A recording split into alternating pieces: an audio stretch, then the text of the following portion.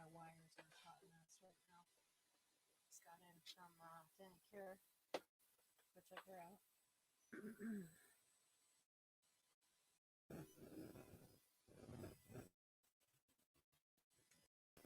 Trying to keep on schedule here.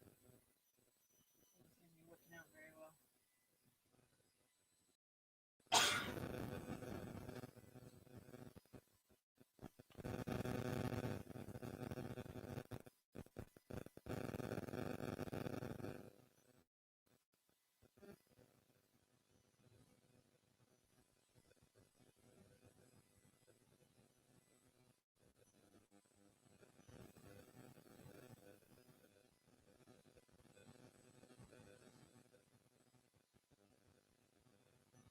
Hope y'all are having a good evening. Just starting. The book that we're reading is Kiss of the Highlander. And if you had a chance to check out my last stream, 10 p.m. or no, I'm sorry, 7 p.m. stream. At the very end of it, if you scroll forward to the end of it, a gentleman showed up in the bar with a kilt. Hey, Greg. Not even joking. There's a man named John, and he was at the bar with a kilt. And I said, finally, I found Justin. I thought it was the funniest thing. So if you've been following along with my romance novel readings, then you'll know that in The Kiss of the Highlander, it is a time travel romance novel. And yes, we are now in chapter 15. Yeah, that was interesting. That like totally made my night. I got a kick out of it. As soon as I seen him walk in, I was like, oh my god. Oh.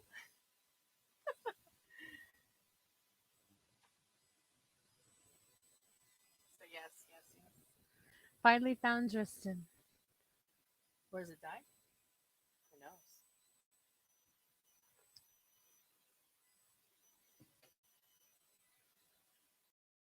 So yes. I am freezing my cahoonies off. My blanket went out last night. I was so cold. Oh my gosh.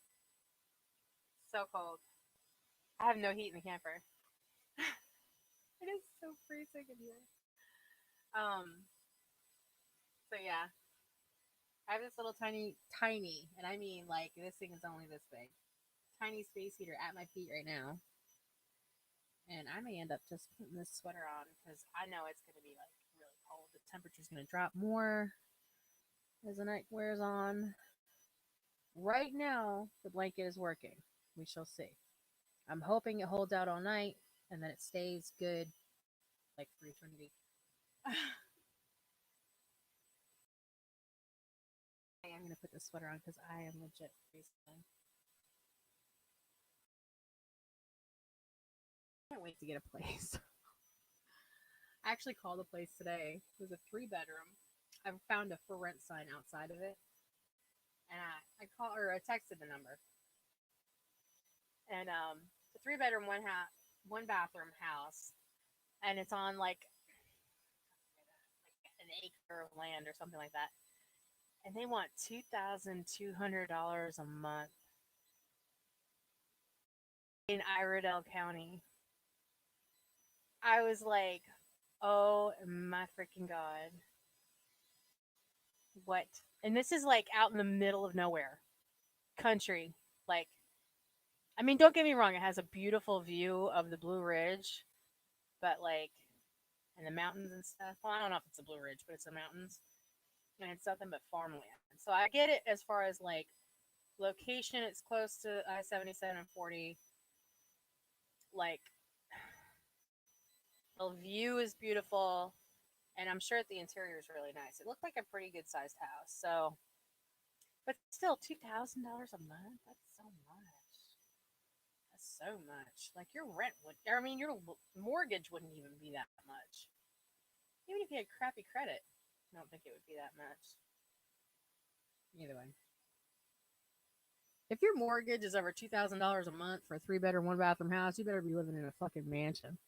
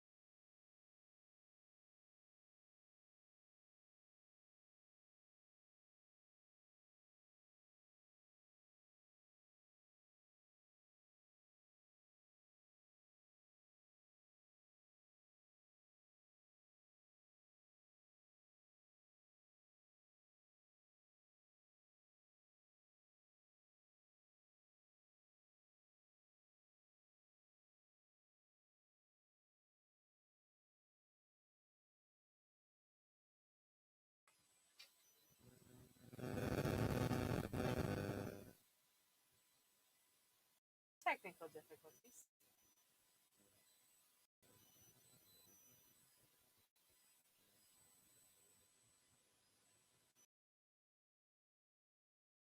I think that was just my headset making a noise. All right. So it's 10:12, 10:13. Hope y'all are having a very easy and fun Friday night. Hopefully it's safe. Don't drink and drive. If you'd like to join me for this, you are more than welcome to chat with me as well. I am very interactive on my live streams, so feel free to talk to me or ask questions or whatever you like. So, chapter 15 of Kiss of the Highlander. Hours later, an anxious Gwen paced before the fire in the silver chamber. The day had dragged endlessly on with no sign of Justin. If he'd only return, she'd clear things up and they could set about figuring out who the enemy was. After a scrumptious breakfast of poached eggs, potatoes, and dried salted fish in the hall with Sylvan, Nell had given her a brief tour, pointing out garderobes and the like. She had spent a few hours in the library, then had retired to her chamber to await Justin. Diagon had ridden in a few hours ago without him. He said they parted ways at the tavern. Sylvan had drawn his younger son, younger by a mere 3 minutes, into their plan, and Diagus, grinning and casting Gwen steamy glances. Did he have to drip such raw sex appeal, Justin? Now held the door to the corridor, ajar a crack, watching for Justin's approach. He'd been spotted riding into the stable a quarter hour past. I can't believe he placed her in the chamber that adjoins Justin's, Dagus said over his shoulder. Sylvan shrugged defensively. She said his name last night, and besides, 'tis the third nicest in the castle. Yours and Justin are the only two more lavishly furnished. I'm not certain that she would be sleeping so close to him. Where should I move her? Nearer to your chamber, Sylvan countered. Dagan denies knowing her, or Justin denies knowing her. You kissed her. Who poses more of a threat to her? Gwen flushed, grateful that Diagus didn't point out that she demanded he kiss her. He glanced at her sidewise and flashed her a seductive look. God, he was gorgeous, she thought, watching his glossy waist-length hair slide silkily as he angled his head to argue over his shoulder with Sylvan. Hey, Wolfie!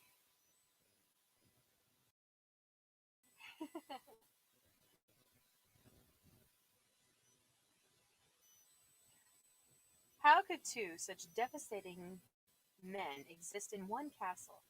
Not that she was attracted to him, but she'd have to be dead not to appreciate his raw male virility. Why are you helping me? She asked Sylvan, nudging the conversation in a less disconcerting direction. She, he, he smiled faintly. Do not fash yourself over my motives, my dear. You would be wise to fash yourself over his. Or no, you would be wise to fash yourself over his motive less, Digus cautioned dryly.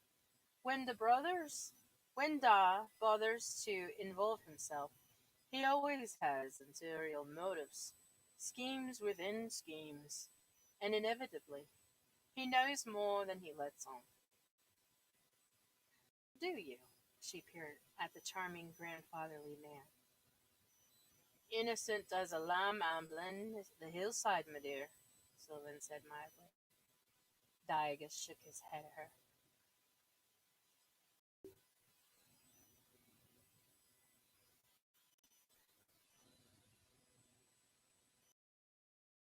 Do not believe a word of it, but nor should you waste your breath trying to get more out of him. He's quiet as the grave with his little secrets. I'm not the only one who keeps secrets around here, lad, Sylvan said with a sharp glance. Father and son battled with their gazes a few moments, and then Diogus dropped his eyes and looked back out into the corridor.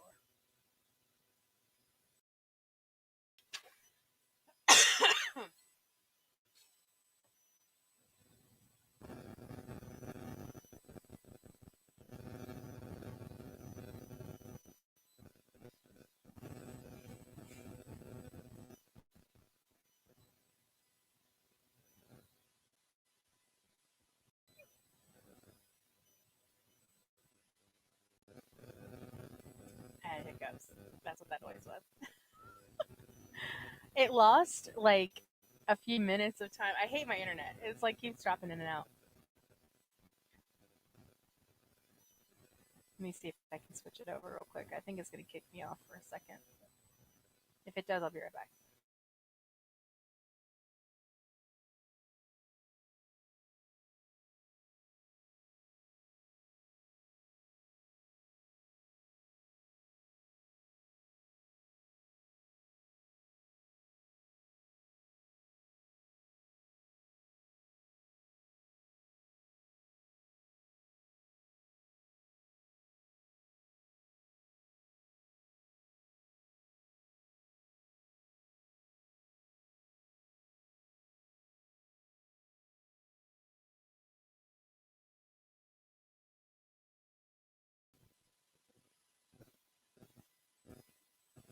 Let me know when I'm back. Sorry. It's been a mess today.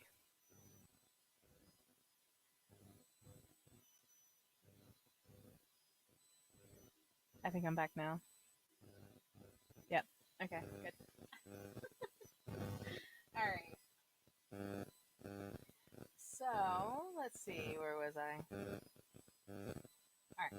An awkward silence reigned, and Gwen wondered what she was missing. What secrets a man like Diogus kept? Feeling like the perpetual outsider looking in, she changed the subject again.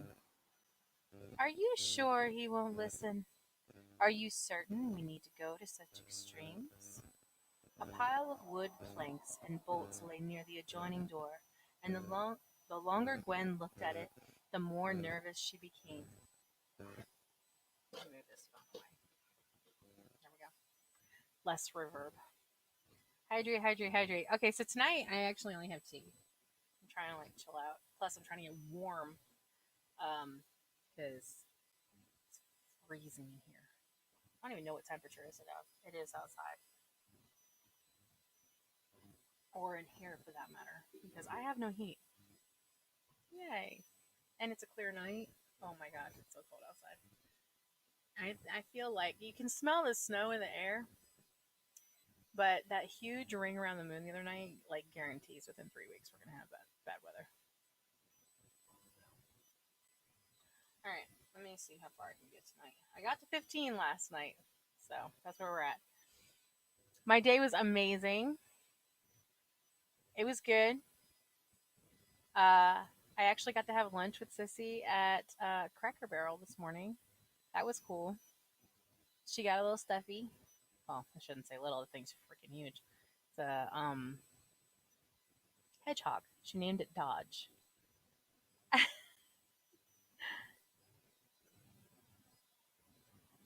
But yeah, we had breakfast for lunch together today. That was nice.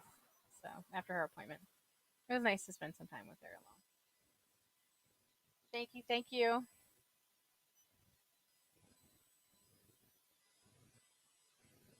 So yeah, still don't have the hot water tank fixed either. Yay! I did, however, find someone to install it. That's always a good thing. So the problem is getting it. So I just also noticed too that the timing for my streams versus my kids' visitation. My kids have to go to visitation like I think it's every first and third Friday of the month, but like we had COVID or I had COVID, so they didn't go to their dad's for like a while, and he's making up for it now. So it's like every weekend they're going away, and so yeah, My 5 o'clock streams will only be an hour on Fridays. So just a heads up. I may just do like amateur singing or something. I don't know. I just realized that today when I was doing my schedule because I got this new book. I don't know if I showed you guys this. I have a huge, like year long, every single day, every hour of the day scheduler. So yeah, that's fun. Been pulling that thing out for like 2 days now. Still ain't done. But so I'm gonna pretend to be organized for a little while, at least. But yeah, I was going through it and I was putting the kids' school schedules and our home schedules and our tour lists and all that stuff in there, and like meal planning and like everything. Everything is in there. And I started looking at like the schedule versus like my streaming schedule versus my home schedule. And I was like, oh, some stuff like overlaps, and let's fix this. So I will be fixing that on Twitch. My schedule is up on Twitch right now. I need to tweak a few things. The only thing that I don't like about the Twitch scheduler is it only makes you repeat the same thing over again, like repetitively. So you can't have like specific schedules on specific days. And if you can, and if you know how to do this, please let me know. But I don't like that. So because my schedule is completely different than I guess everybody else on Twitch. I can't even talk. I don't have a schedule up on YouTube. I haven't even touched YouTube, and I'm sorry if you're a YouTube watcher. I haven't touched YouTube as far as like renaming stuff. I just let it run. I just let it run. Like if you want to watch me, watch me. I should put my name first and then the title. At least then they can search me by name. So I'm hoping that people subscribe. I haven't even looked at it. I don't even know if anybody's subscribed to my YouTube, which I mean is the same thing as you're watching right now on Twitch. So just another way for people to find me. I don't know. Hold on, let me look.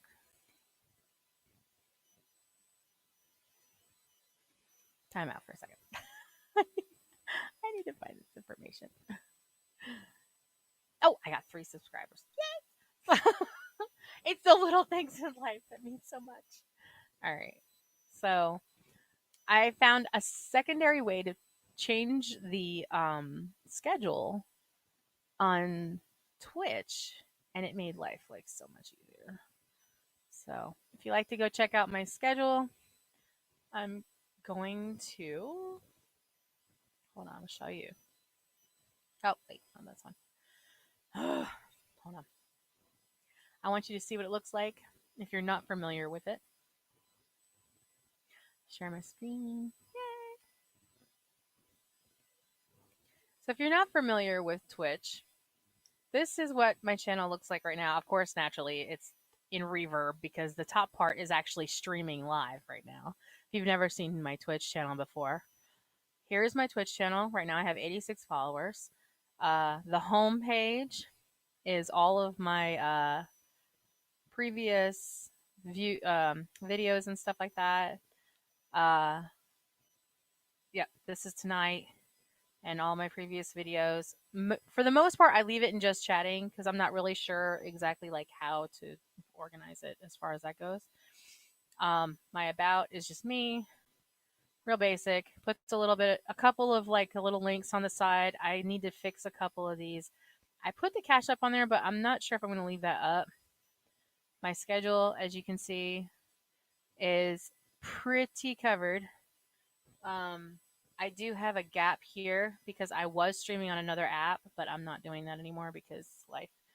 And so I'm kind of leaving a good bit of this open right now because if I do anything between 2 and 3, it cuts close to the 5 p.m. and I like to get a lot of like my house chores done and stuff like that and like laundry and life stuff. And then God forbid if my kids don't catch the bus and 4 o'clock I gotta go pick up the kids. So I want to make sure that I'm back in time for 5 p.m. And then live shows, I've come to realize that pretty much everybody goes live at 7 o'clock. So um so on Friday, for live events, it's gonna be basically like a bonus video. I'll try to keep the schedule up here. That way you guys can see it. And Saturday is Monster Jam's birthday, so we're gonna have like a very specific schedule for him so he can join us at 8 p.m. Um, you're more than welcome to join us then.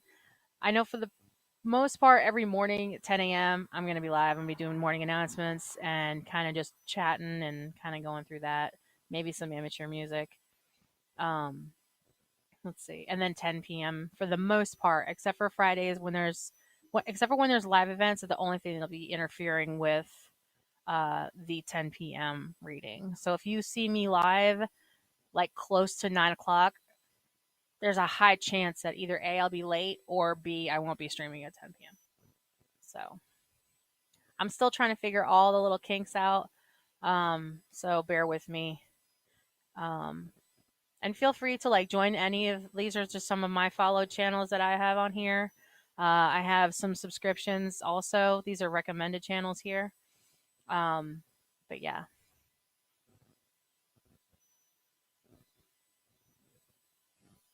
Everything that you're watching right now is also being streamed live on Twitch right now. As you can see, this is my live stream right here. Just kind of like a sample. And so yeah. I'm gonna hide that real quick. Awesome sauce. Hey Monster Jam! We was just talking about you and your game, and we have changed the schedule to 8 p.m. because we agreed on that. Eastern Standard Time. Because you'll be getting out at 7. So yay. It's just gonna be me. My kids are gonna be on visitation with socks. So yeah. Alright. Well, that's that. So there's my schedule and everything. Anyway. Hey Lee.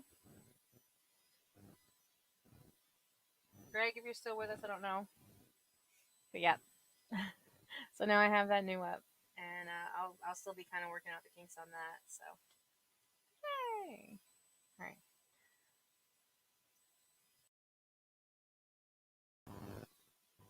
Alright, I'm gonna continue. Be right back, Monster Jam. Okay, I'll be here. Thank you. You can lurk if you want. I'm just reading, hun. And we're chit chatting while I'm reading. So those of you that are on Facebook, you can't see the Twitch comments. And those of you who are on YouTube, I don't think that you can see the Twitch comments as well. So like the crossover between the two platforms are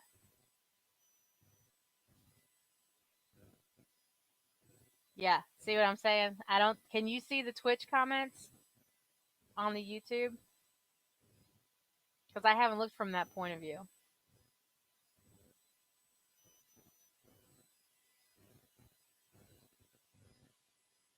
Or Facebook, because I know that Lee Tolliver and Greg Bradway have commented on Facebook. Nope, only to YouTube. Okay, so it's the comments are specific to the platform. That sucks because I can see all of them on mine from all the different platforms except for Facebook, and that's why I leave it in my ear. Not only so this way I can check to make sure that it doesn't drop signal, which my internet does, but also that way I can see the multi-stream in one shot. Like, I really want to kind of go back to Streamlabs, but right now I'm using Melon.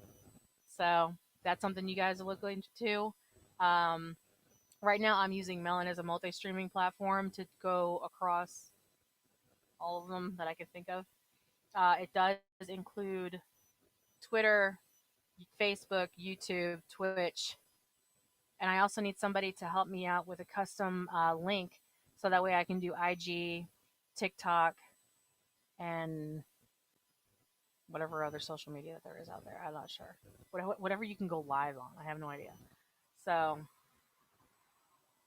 yeah. So on YouTube, if you're watching from YouTube, you'll only see YouTube comments. So you'll hear me talking about other platforms' comments um, in the background. I try to kind of like make it aware that I can see what y'all are saying for right now. Until it starts getting like really crazy, then I won't repeat it. But for right now, it's pretty Like I said, I just started out and everything, so yeah. If that's what you're wondering, like some people are like, where is she reading this from? She's just randomly saying things. Yeah, that's why, because I'm multi streaming. So, all right.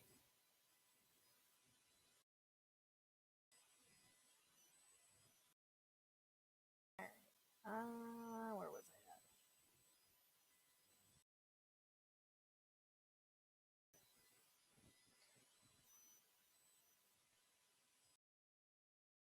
An awkward silence reigned, and Gwen wondered what she was missing. What secrets a man like Diagus kept? Nope, I think I already read that one.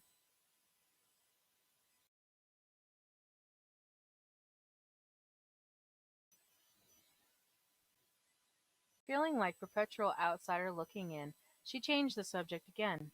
Are you sure he won't listen? Are you sure? Certain we need to go to such extremes. A pile of wood planks and bolts lay near the adjoining door, and the longer Gwen looked at it, the more nervous she became. My dear, you accuse him of taking your maidenhead. Nay, he'll not speak to you if he can avoid it. Diagus nodded agreement. He's coming, he warned. Into the boudoir with you, my dear, Sylvan urged. When you hear him enter his chamber, count to 10 and then join him. I'll block this door, and Diagus will take the other. We won't permit him to leave until you've had your say. Squaring her shoulders, Gwen drew a deep breath and plunged into the boudoir. She listened intently for the sound of Justin's door opening and realized to her chagrin that she was trembling. She flinched when she heard the door open and counted to 10 slowly, giving Diagus time to sneak out of her chamber and blockade the door from the corridor. Sylvan had chuckled when he told her that if Driston refused to listen, he and Digus would do their best to bar him in from the outside by hammering a plank or two over the doors. God, she hoped it didn't have to come to that. Time was up. She turned the handle and quietly opened the door. His back was to her, and he was facing the fire, staring into it. He'd changed into his snug leather pants, a billowy linen shirt, and boots. His silky black hair spilled abound over his shoulders and down his back. He looked as if he stepped straight off the cover of one of those romance novels that she had ordered.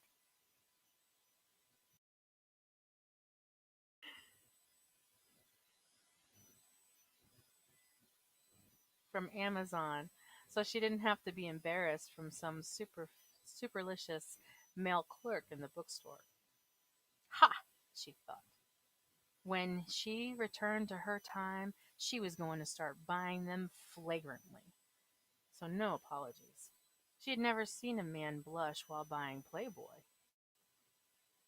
But she had to survive the wrath of Justin the Coulter first.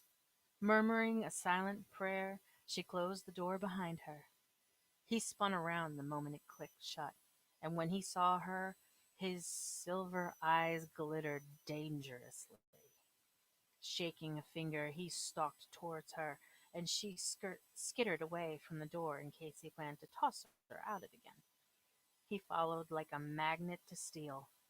Do not even think, English, that I'll be tolerant in more of your lies, he said with a silky menace.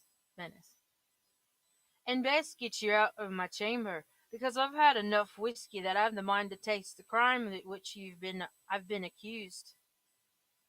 His gaze drifted meaningfully to the massive bed, draped in silk and covered with velvet pillows. Gwen's eyes widened. Indeed, his expression was a combination of fury and raw lust. The raw lust was perfectly wonderful, and the anger she truthfully do without. She was going to be cool and rational this time. No stupid comments, no emotional outburst. She would tell him what happened, and he would see reason.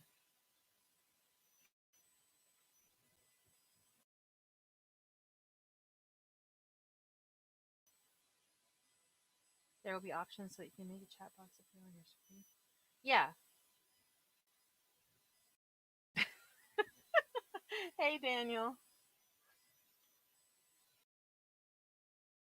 She hastened to reassure him. I'm not trying to get you to marry me. Good, because I won't, he growled, closing the distance between them, using his body to intimidate her.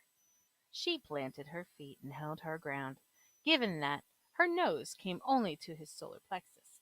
It wasn't as easy as she made it look. What's this? He purred softly. You do not fear me. You should fear me, English.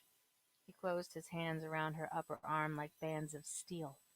Sylvan and Digus must be pressing their ears to the doors, waiting for his explosion, she thought, but they misjudged him.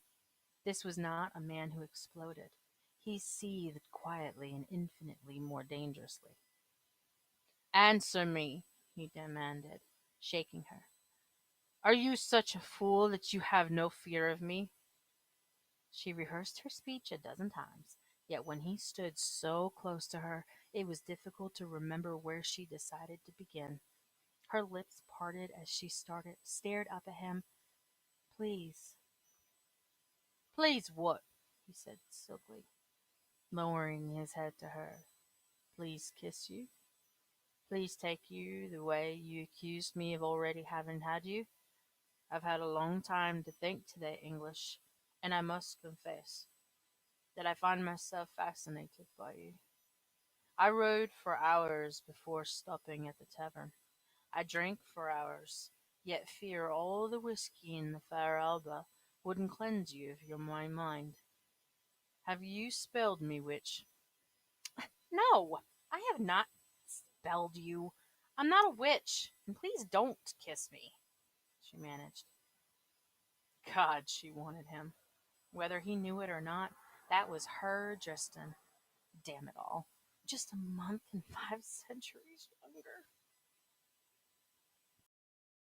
Oh, that's a rare request from a woman, he mocked. Especially one who says she's already tasted my lovin'. Do you know disparage my intimate attention? His gaze was silver ice, challenging. Was I less than. Oh, oops. Trying to keep up with the words. Now you come out. Really? You done broke through the barrier that I had set up to keep the cold out. I'm gonna beat your ass. Be right back. Bub, what are you doing? That was like 2 hours ago. Thank you. I was watching. Nana was wanting me to watch this little RV video with her, and then I left my phone on the table. Went to go plug it in to charge it. And I see your message. Please bring me a heater. Yeah, and I'm like, oh no. And I started like because last time I saw it was in the girls' room. I was looking around, I can't find it. And like I panic. I'm like, hey Nana, have you seen the heater? And she says, Papa took it out. I'm like, This is my son, Bubba. Papa took it out, and now I'm trying to figure out where to put it. And I checked their room, and it's sitting in a corner, all lonely. But the only worry I have is there something supposed to be rolling around inside it? I'm sure the girls will knock it over and its son did something. Who knows? I'll figure it out. If I get electrocuted tonight, you know why. Oh, hey, look. I ain't worried. Not the first time. No, don't plug it in. What? I gotta figure out the wire, like what can take it and what can't, because if not, it's gonna pop that breaker. Okay. Well, you have too much plugged in on that side. I know. So it would even I'll out. plug it in later. Thank you. Well, I thought like you were like cuddled up freezing. I am. I'm freezing, but I'll figure. I got enough heat from this little heater for right now.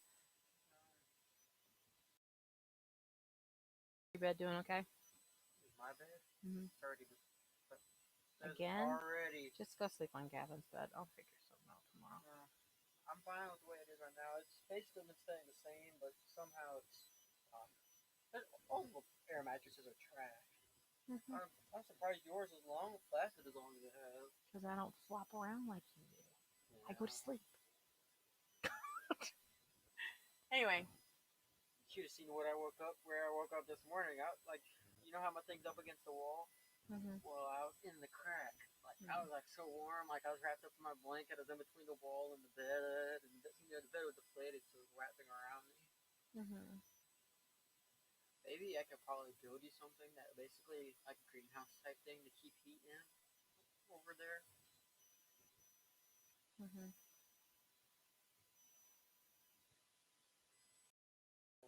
Mhm. I love you. I love you. Good night. Night. I found destroy the barrier on the way out. I'm gonna have to fix it again. Alright. Not a big deal. Thank you. Thank you. You know I'm gonna bitch about everything, but I appreciate everything you do. So you know that. Don't worry about it. I have to do it after you leave. Thank you. Night, bub. No, I can't remember where I was.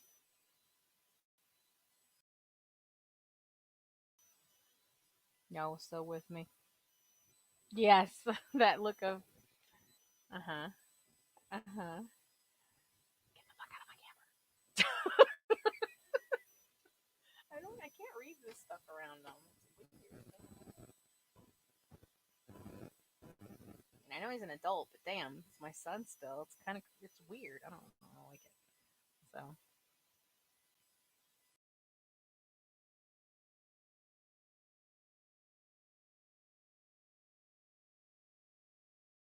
some stuff I can bullshit with him. Like he knows how I talk, but there's some stuff that's like, no.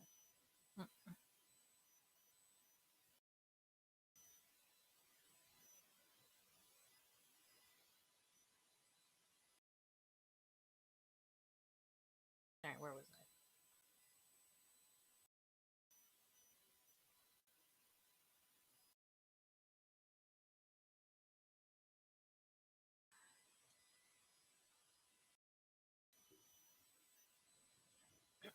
Okay. His gaze was silver ice, challenging. Was I less was I less than satisfying?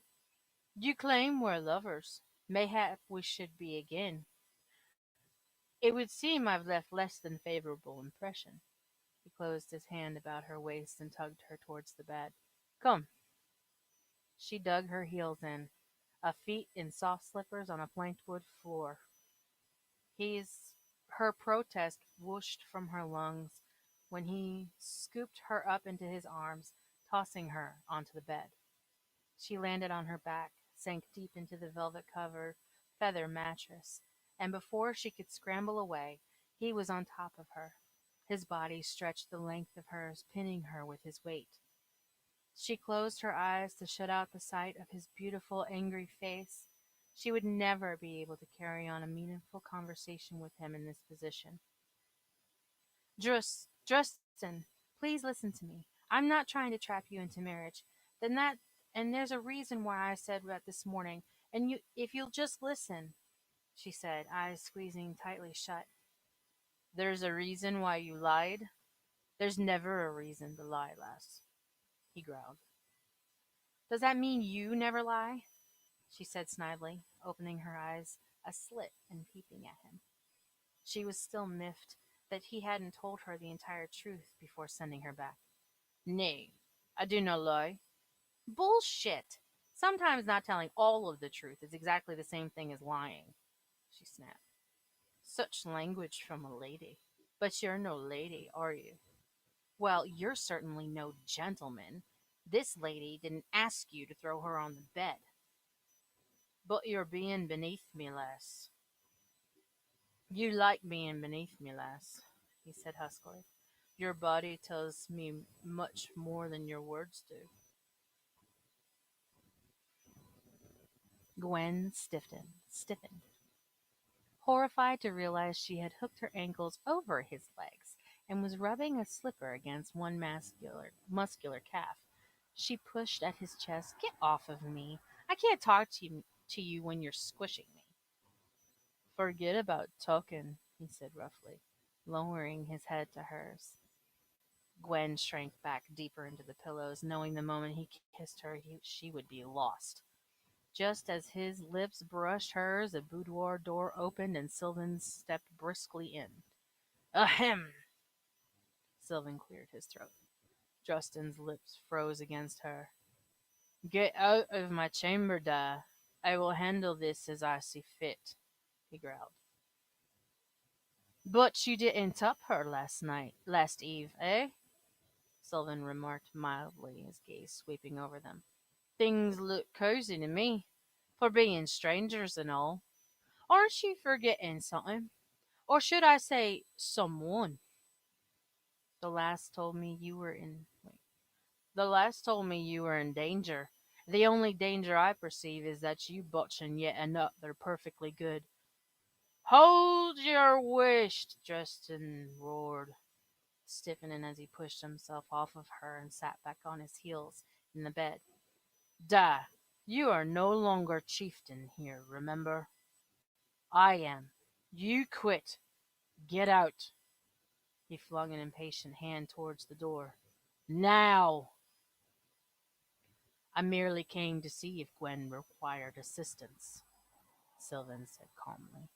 She requires no assistance. She wove this web of with her lies. Do not be blaming me for knotting her up in it. My dear, Sylvan asked, eyeing her. It's all right, Sylvan. You can go, she said softly. I guess too. Sylvan regarded her a moment more, then inclined his head and backed out of the room. When the door closed again, Justin got off the bed and stood several paces away from her.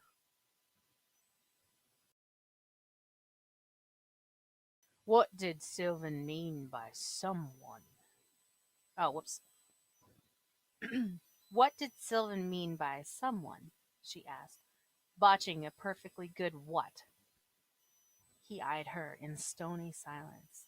She scrambled up and eyed him warily, and although she could see desire glittering in his gaze, she could also see that he thought better of trying to have sex with her for the moment. She was both relieved and kind of disappointed. Talk? Talk. Why have you come here, and what is your purpose? He said stiffly.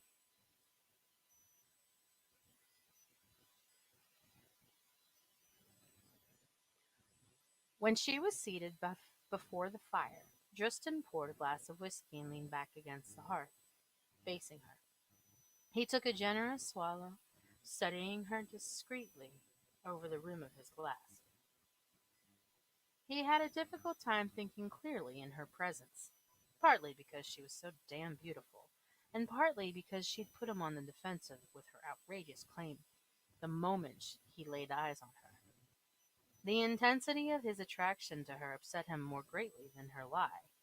She was the last thing he needed right before his wedding. Walking, nay, lushly saundering. Temptation to make a finkel of things.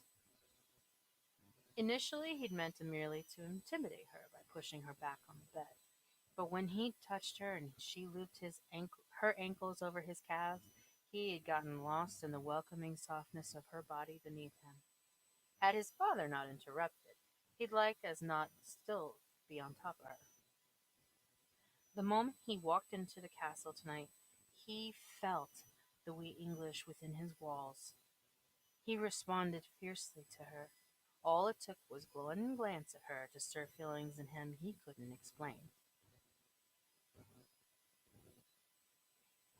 He told the truth when he said he couldn't get her out of his mind. Not for one moment. He knew the scent of her, had been able to recall it even while sitting amidst the smelly, ale soaked rushes in the tavern. Hers was a clean, cool, and sensual fragrance, a blend of spring rain, vanilla, and mysteries. As he'd sat in the tavern, he realized that somehow he knew she had a dimple on one side of her luscious mouth when she smiled, although he couldn't remember have seen her smile. Smile, he demanded. What? She looked at him as if he'd lost his mind. I said smile, he growled. She smiled weakly. Hey, plain as day. The dimple on one left side, he sighed heavily. His gaze drifted over her features, lingering on the witch mark on her cheekbone, and he wondered how many others she had in more intimate places. He'd like to search, connect the patches with his tongue, he thought. His gaze lingered on the creamy expanse of her cleavage above the scooped bodice of her gown. He shook his head impatiently. Out with it. What's so important, English, that you lied to gain my attention this morning? Gwen, she corrected absently. She was pinching her plump lower lip beneath her thumb and forefinger. The gesture was making him damn uncomfortable. Goddess of the moon, he translated silently. Then he looked over, and she looked every inch a goddess. You already you already know my name. Since you claim such familiarity with me, I won't stand on ceremony insist you call me milord. Her immediate scowl made his lips twitch, but he kept his face impassive. She did not respond to his comment. Her self control chafed him. He'd far prefer her off balance, reacting blindly, than he'd feel more in control. She eyed him warily. I don't know where to begin, so I ask that you hear me out. Hear me out completely before you start getting angry again. I know once you hear my whole story, you'll understand. You're going to tell me something else to upset me? What else have you left? You've already accused me of taking your maidenhood, yet you claim you do not seek to trap me into marriage. What do you seek? Do you promise to hear me out? No interruptions until the end. After a moment's consideration, he conceded. Sylvan had said that she claimed he was in some kind of danger. What harm was there in listening? If he left the room without letting her have her say, he'd have to be on one constant guard lest Sylvan lock him in the guard room. Or so she might shout at him through the door. And until he cleared things up, he was quite certain he was going to see a single batch of kippers. He wasn't going to see a single batch of kippers and tatties from now. Sorry.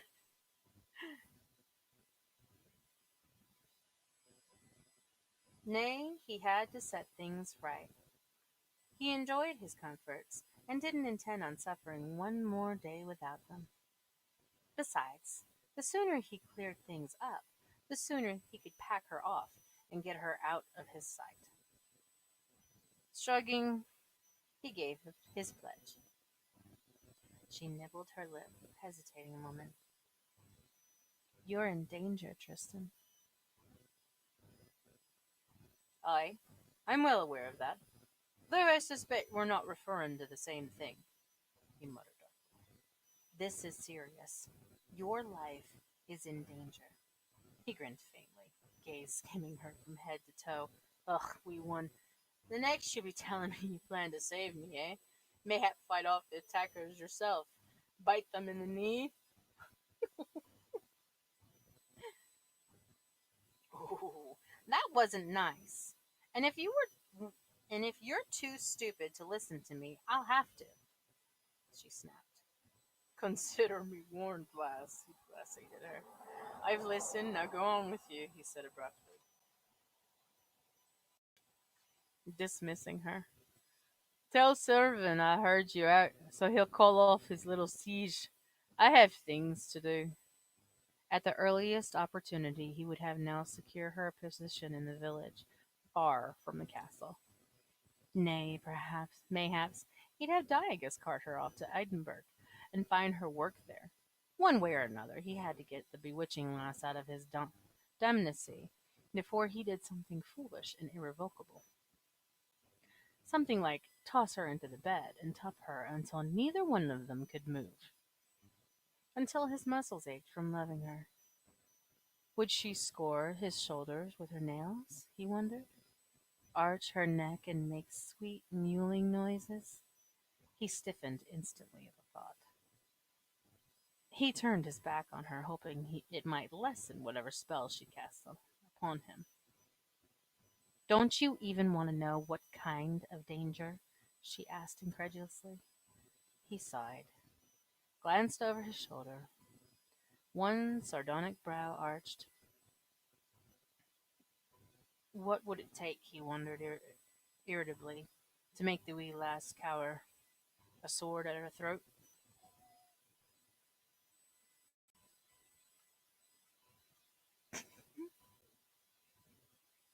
Just saying. The dumb shit that gets me excited. I'm sorry. If you've ever seen my fat life, you know. Alright. You said you'd hear the whole story. Was that a lie? You who claim that you don't lie? Fine, he said impatiently, turning back around. Tell me all of it and have it done with. Maybe you should sit down, she said uneasily. Nay, I will stand, and you speak. He folded his arms across his chest. You're not making it easy. I do not intend to. Speak or leave. Do not waste my time. She took a deep breath. Okay, but I'm warning you, it's gonna sound pretty far fetched at first. He exhaled impatiently.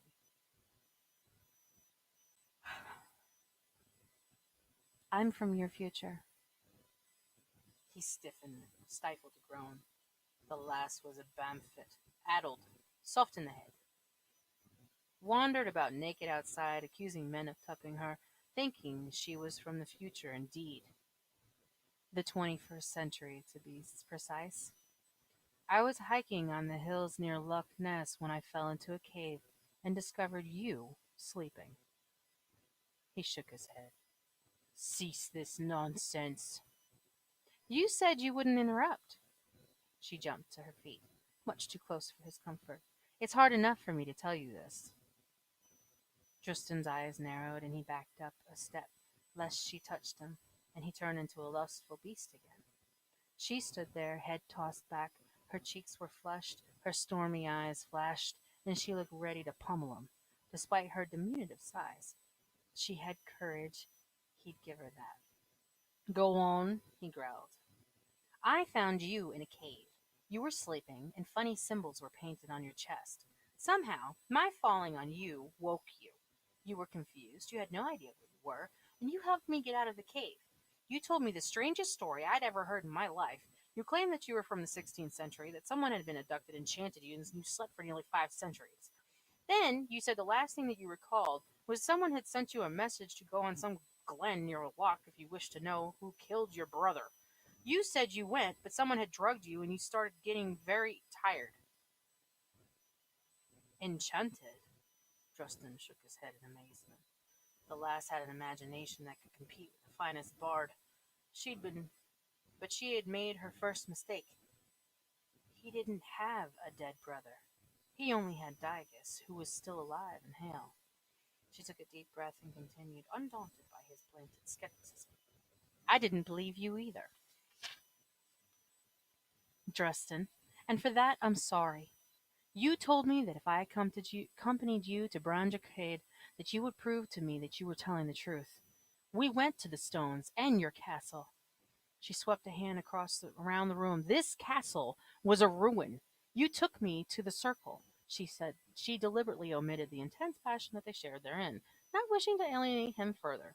With a wistful sigh, she continued, and you sent me here, to your castle, in your century. Dresden blew out an exasperated breath. Ay, she was truly a madwoman, and one who knew the old rumors as well.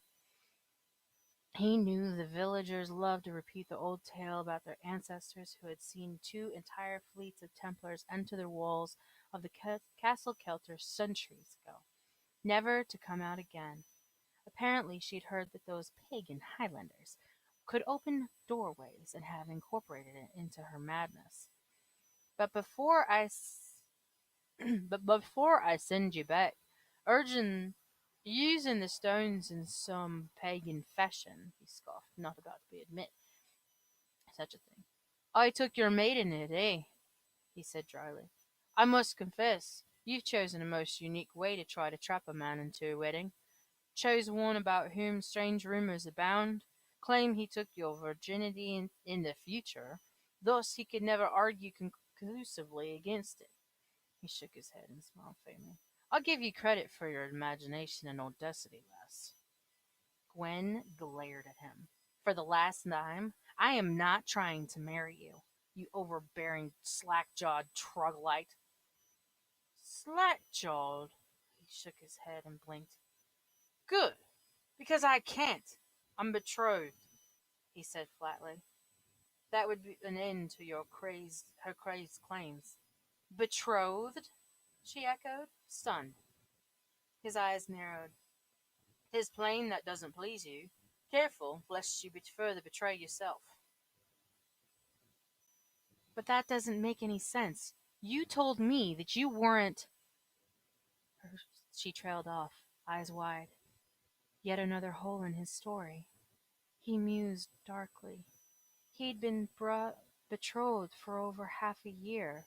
Near all of Alba knew of his upcoming nuptials, and were, like as not, watching with bated breath to see if he actually succeeded this time. And he would succeed. I am. The match was agreed upon last Yuletide. Anaya Elliot is due to arrive in the fortnight for our wedding. Elliot, she breathed. Aye, Diagus is going to fetch her and bring her here for the wedding. Gwen turned her back to him to conceal the shock and pain she knew must be etched all over her face. Betrothed? Her soulmate was going to marry someone else? He'd told her Diagus had been killed coming back from the Elliots. He told her that he had been betrothed, but she died. But he hadn't bothered to tell her they'd both been killed at the same time.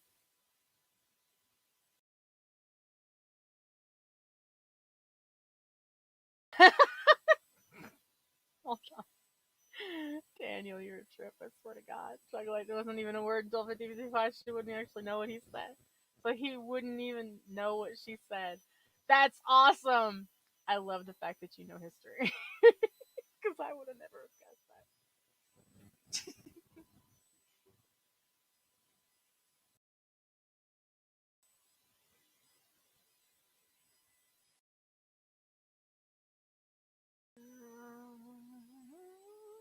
Yeah. Why had he loved his fiancée so much then?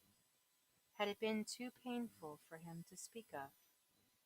Her heart sank to her toes. Not fair.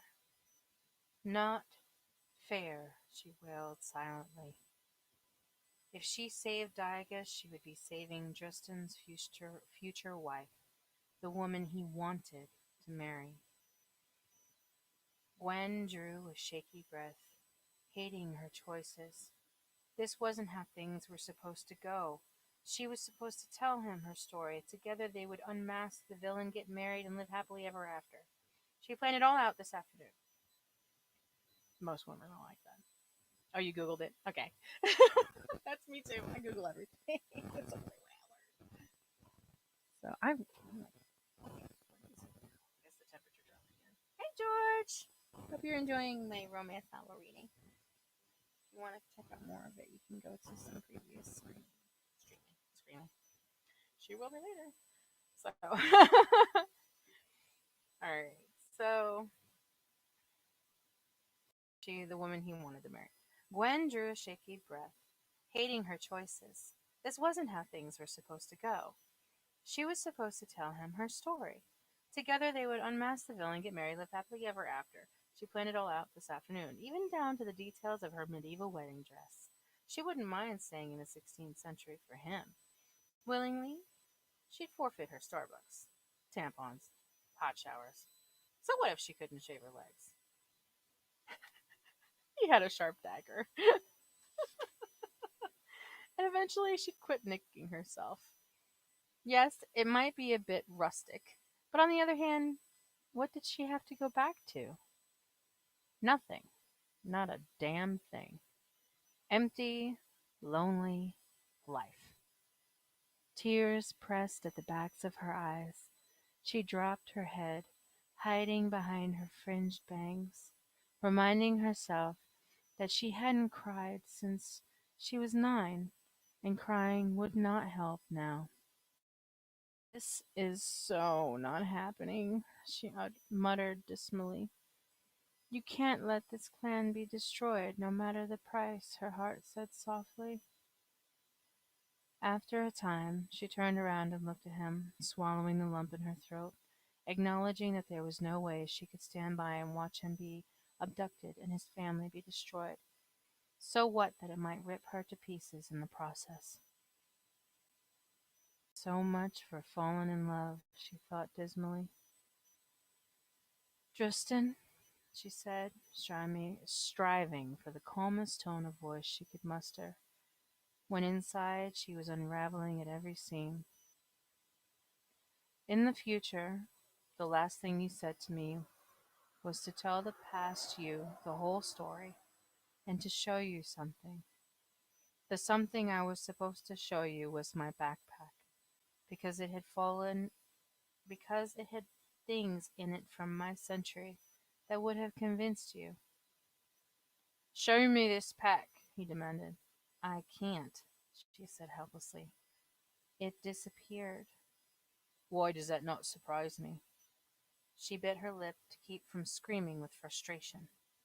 The future you seemed to think that you would be smart enough to believe me, and I'm beginning to realize the future you gave a whole lot more credit than you deserve. Cease and desist with your insults, lass. You provoke a very lord upon whom your shelter depends. God, that was true, she realized.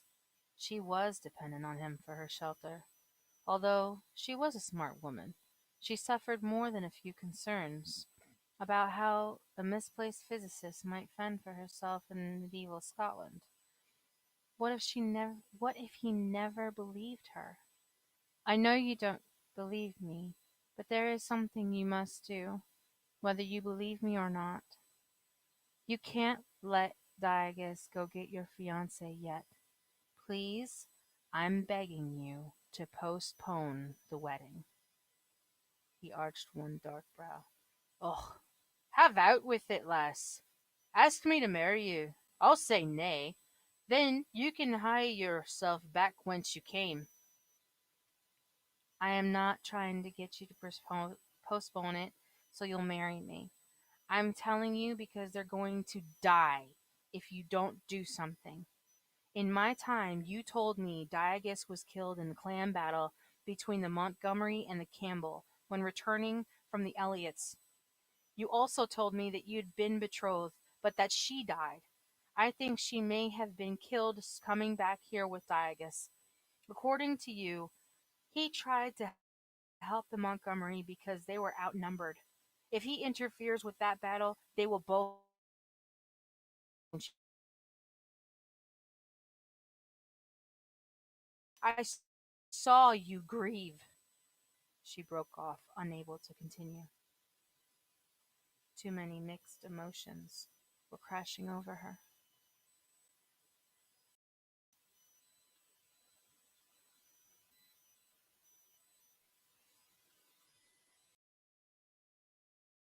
Disbelief that he wouldn't believe her, pain that he was engaged, stress of the entire ordeal. She cast him a last pleading glance, then darted into her bedchamber before she turned into an emotional equivalent of Jello.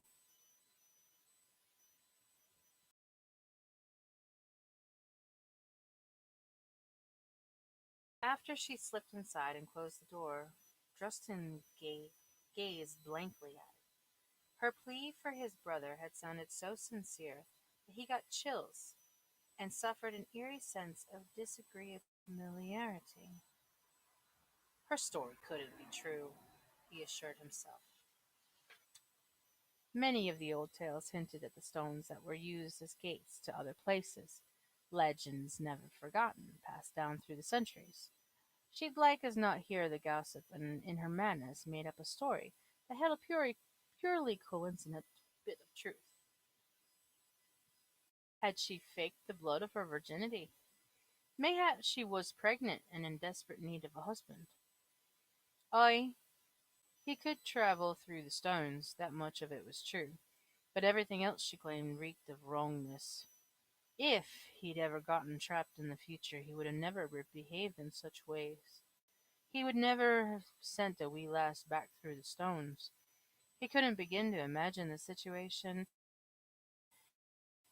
in which he might take a lass's maidenhead.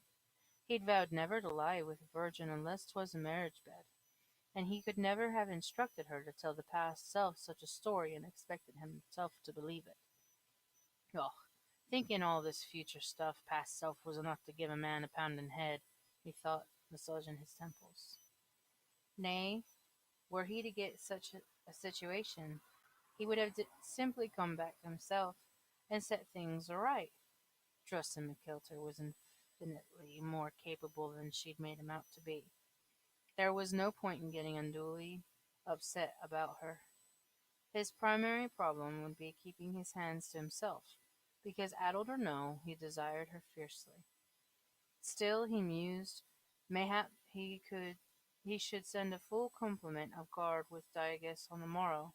Mayhap the country wasn't as peaceful as it had appeared from the high atop of McKelter's mountain. Shaking his head, he strode to the boudoir door and slid the bolt from his side, locking her in. Then he grabbed a key from the compartment in the headboard of his bed, left his chamber, and locked her in from the corridor as well. Nothing would jeopardize his wedding. Certainly not some wee lass scampering about unattended, spouting nonsense that he had taken her virginity. She would go nowhere on the estate unaccompanied by either him or his father. Diogenes, on the other hand, he didn't plan to allow within a stone's toss of her. He turned on his heel and stalked down the corridor. Gwen curled up on the bed and cried, sobbed, really, with hot tears and little choking noises that gave her a swollen nose and a serious sinus headache. There's plenty of those. She hadn't even cried when her father had threatened that if she didn't return to the Triton Corps and finish her research, he would never speak to her again. Maybe a few of those tears leaked out now as well. Confronting Justin had been more awful than she had imagined. He was betrothed, and by saving Diogenes, she was saving Justin's future wife. Her overactive brain bruisily conjured torturous images of Justin in bed with Anaya Elliot, no matter that she didn't even know what Anaya Elliot looked like. It was clear from the way things were going that Anaya would be Gwen's antithesis.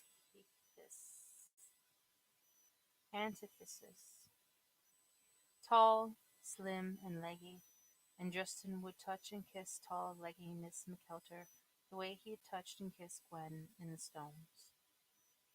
Gwen squeezed her eyes shut and groaned, but the horrid images were more vivid on the insides of her eyelids.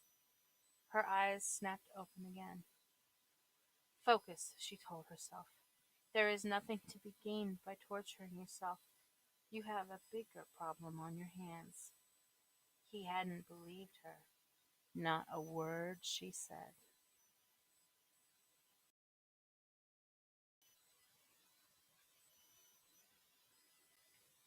How could that be? She'd done what he'd wanted her to do, told him what happened. She believed telling him the whole story would make him see the logic inherent, but she was beginning to realize that 16th century Justin was not the same man that 21st century Justin had thought he was. Would the backpack have made such a difference? She wondered. Yes, she could have shown him the cell phone with its complex electronic workings. She could have she could have shown him the magazine with the modern articles and date. Her odd clothing, the waterproof fabric of her pack, she had rubber and plastic items in there, materials that hadn't that even a medieval whatever he was genius would have been able to dismiss without further consideration. But the last time she had seen that damn pack was spiraling off into the quantum foam. Where do you suppose it ended up? The scientist queried with childlike wonder. Oh, hush. It's not even here. And that's all that really signifies, Gwen muttered alone. She was not in the mood to think about quantum theory at the moment. She had problems. All kinds of problems. The odds of her identifying the enemy without his help weren't promising. The estate was vast, and Sylvan had told her, including the guards, that there were 750 men, women, and children within the walls, and another 1,000 crofters scattered about, not to mention the nearby village. It could be anyone, a distant clan, an angry woman, a conquering neighbor. She had most a month, and a recal- a recalcitrant, and as recalcitrant as he was, not even willing to admit he could travel through the stones, she she certainly couldn't expect him to be forthcoming with other information. Woodenly, she undressed and crawled beneath the covers. Tomorrow was another day. Eventually, she'd get through to him somehow, and if she couldn't, she'd just have to save the Milkelter clan all by herself. And then what will you do? Her heart demanded. Catch the bouquet at his freaking wedding? Hire on as their nanny? Grr. That would be me. I'd be so pissed. I'm fucking killing her sleep.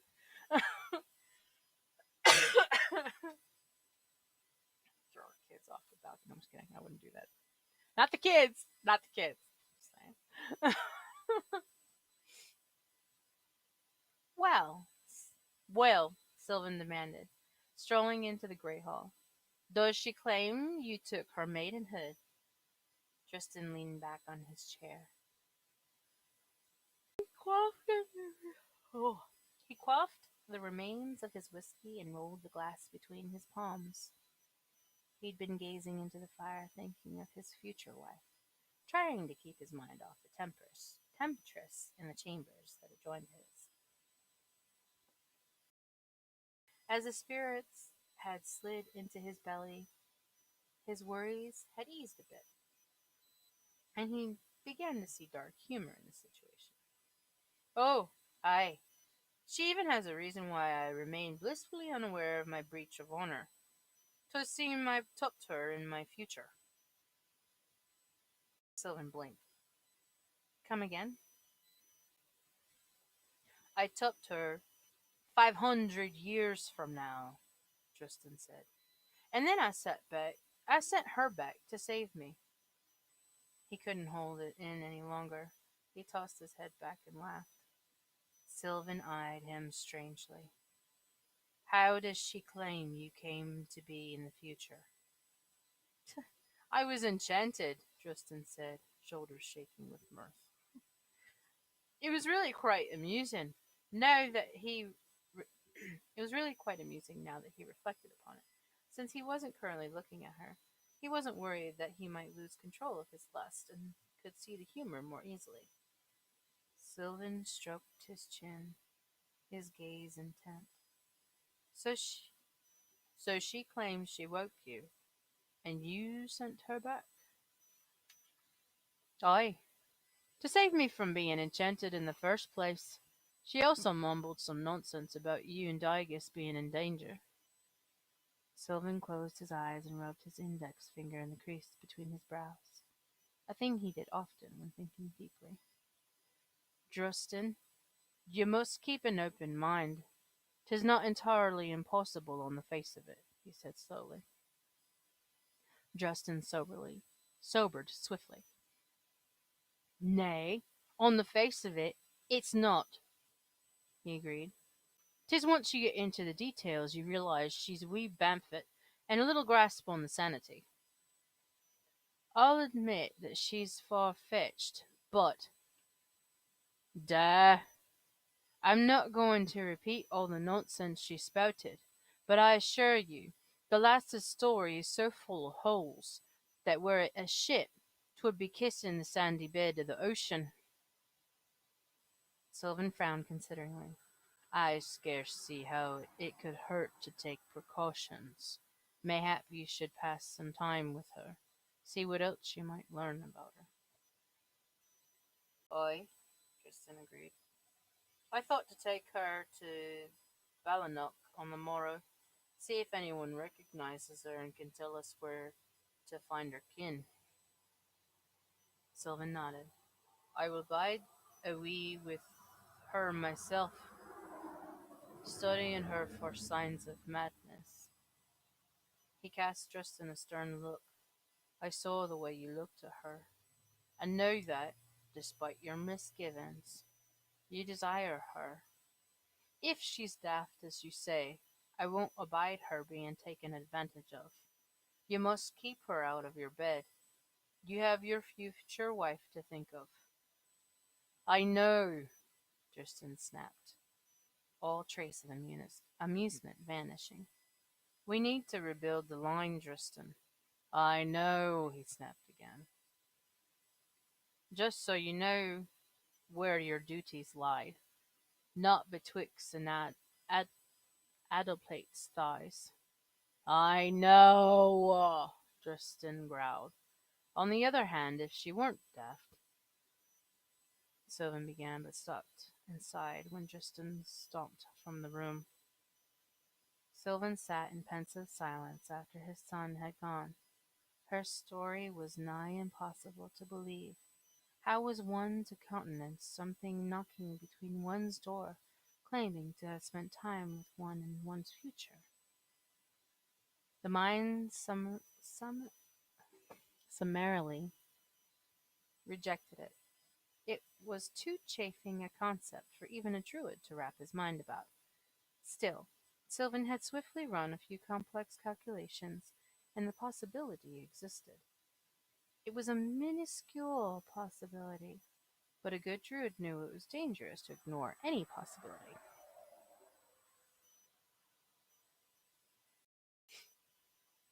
If her story were true, his son had cared for the lass so much that he had taken her maidenhead. If her story were true, she knew Drustin had powers beyond the most mortal men, and had cared for him enough to both give him her virginity and come back to save him. He wondered how much Gwen Cassidy truly knew about Tristan. He would speak with Nell and have her casually mention a few things, observe the lass's reaction. Nell was a fine judge of character. He would spend time with her himself as well, not to question her. Forward were without merit, lies easy to fabricate, but to study the workings of her mind, as he would study an apprentice. Between the two of them they would discern the truth. Tristan was clearly not demonstrating a level-headed response towards the lass. His eldest son could be so stubborn sometimes. After 3 failed betrothals, he was so blinded by doubts about himself, so hell-bent on wedding, that he was unwilling to entertain anything that may seem to threaten his upcoming nuptials.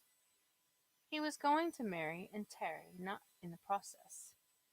Although Sylvan knew they needed to rebuild the Kelter line, he suspected marriage between Justin and the Elliot lass would entail a lifetime of deception that would inevitably result in misery for both of them. A wee banfit, was she, this Gwen Cassidy?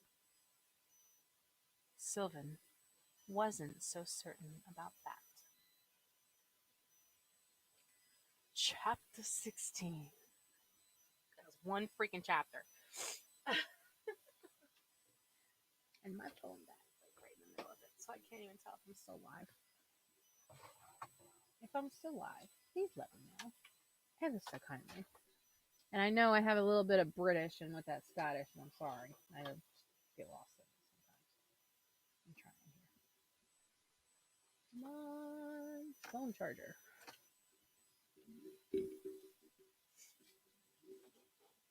You with me still? Good. How are you doing tonight, Daniel? I hope you're doing well. How did your kitty scratching go? I'm sorry, I had to say it. It's funny. I got a kick out of it.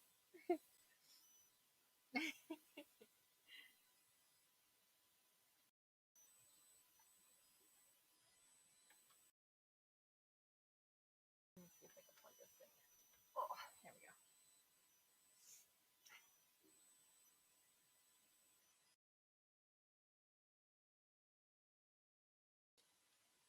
So I'm starting to wonder a little bit if Sylvan's not a part of it. The way he's reacting and he's kind of like forcing Justin to be around her now. That's my thoughts. Yeah. Maybe. What do you think? Since I only have 30 minutes left. This next chapter is like ridiculously freaking long. Oh yeah, it's like 20 pages.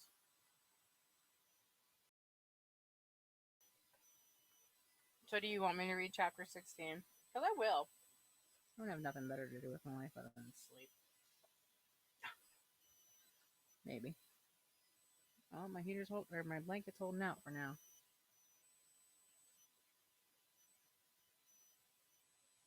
So Daniel, what do you think?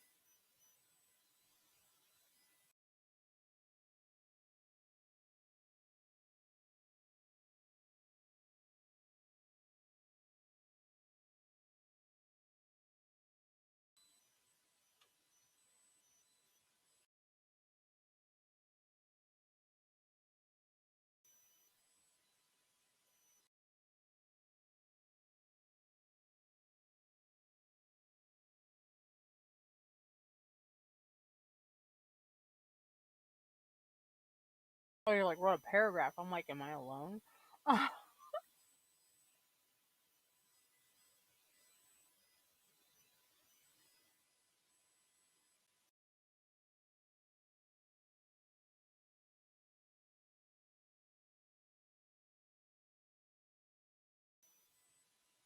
Hell yeah! Go, Daniel. Go get him, boy.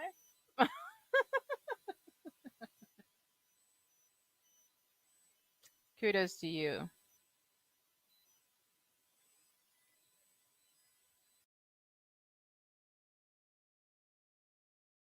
So that's a positive thing, right? I'm hoping. Hey, you never know. Like, that could be one of those things that, like, long time from now, when you're married and old, or because we're all old, right? That you could say, hey, we met.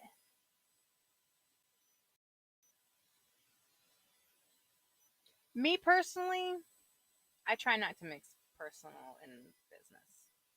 I try because I've not ever had any good luck with it, and I'll be honest with you, I had a major major heartbreak from it. So I try not to mix it. I like literally like it was a really bad situation, really bad. Like took me 2 years to get over. I'm still technically not really over it yet, officially.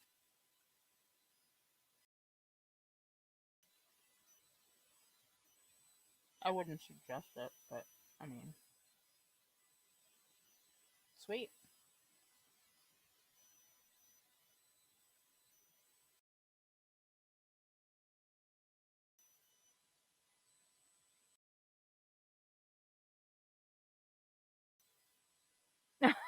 You're taking my advice of keeping that circle of safety, huh?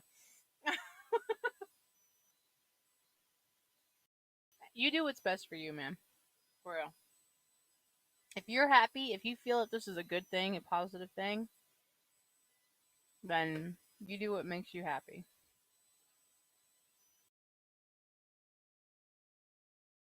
So at the end of the day, and this is something that I said yesterday or today at some point.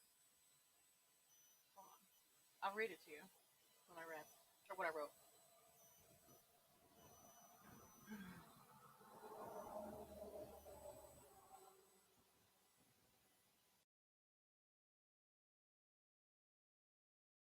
My stupid phone like registered on the thing.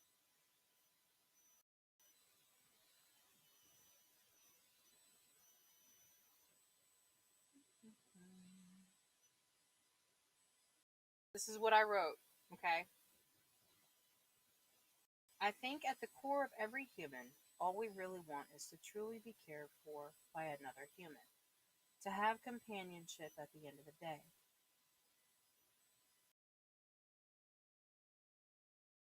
You do what makes you happy. If that's what makes you happy, and you honestly feel that that's a good thing, do what you gotta do.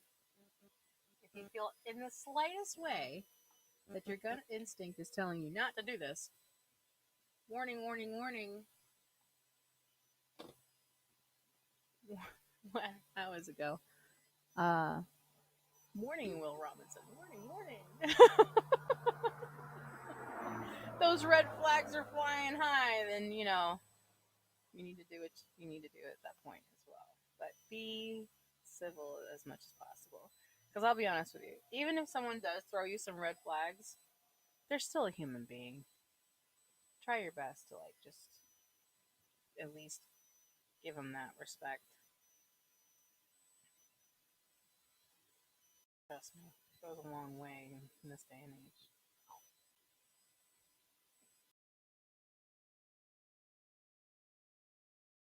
I wish you well, Monsieur Daniel Chapieski. I don't know. I still can't say your last name.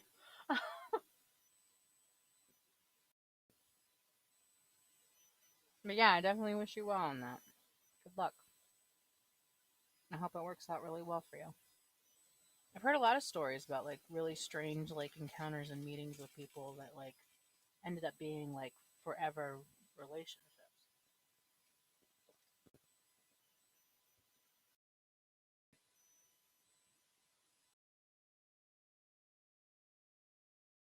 Hmm. I know that all too entirely freaking well. When you're lying on the floor of your bathroom crying your soul out like it's freaking lava pouring out of your body for years. When the whiskey and the drugs won't help anymore, and all you have left is to just keep breathing.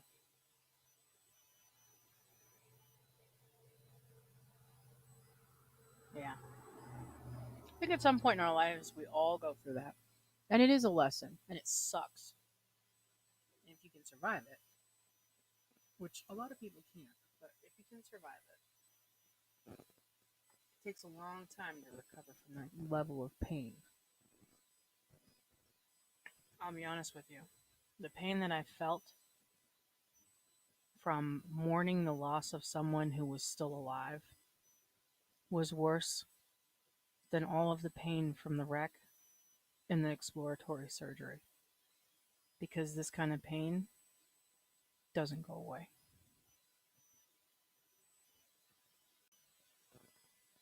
It subsides, it eases. You tend not to think about it as much as possible because then you try to focus on other things. But there's some things that burn a hole in the very core of us all sometimes.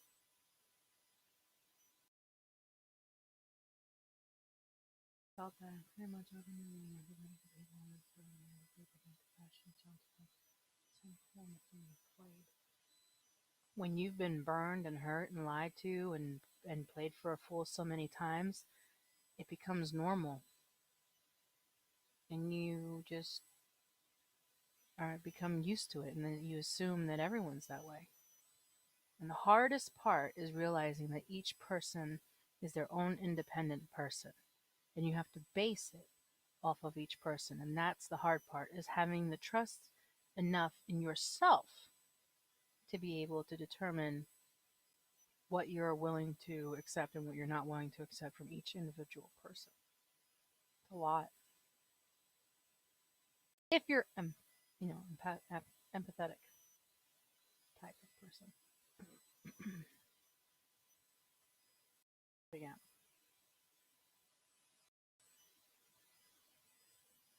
very difficult.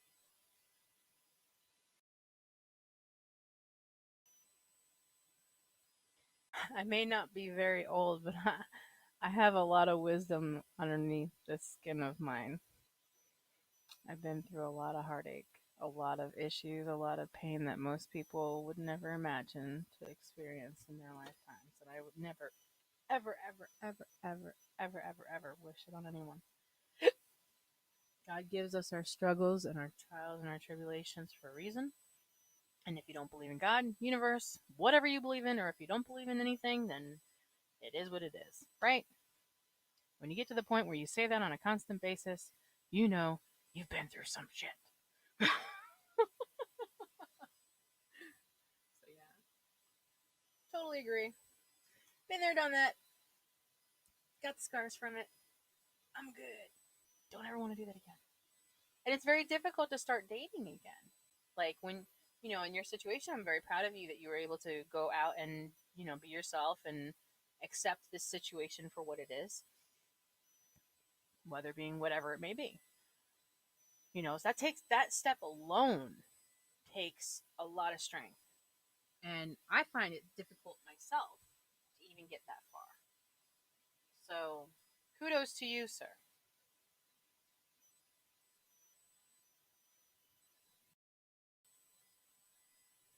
My feet are sitting right in front of this heater and they're still cold. They're like ice cold right now. That's how cold it is. I have 3 layers on. I have long johns on, my dress from tonight, and this, and my sweater. And the heater is like legit probably gonna melt my shoes here in a second if I don't back up. But yes, I wish you well on this journey, no matter, even if it's short lived or long lived, no matter what. I wish you well on this journey. And two penance for the ride. Yes. I don't know if you guys have you heard my lyrics. I speak a lot of this stuff in my lyrics, and it's really super interesting to me how so many of us have been through similar things. Maybe not exactly the same, but it's very similar situations. But we've all felt the same way. Maybe not to the level or extent of the other person, but we have felt it all the same. And so there's a familiarity and a certain, what is the words I'm looking for?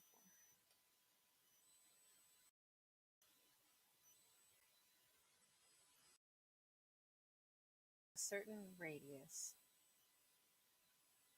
of events, situations, emotions that have happened to all of us that overlap each other in a way that we are all connected in one way or another. At the very base of it all, like I said earlier, we're all human. We all have basic needs.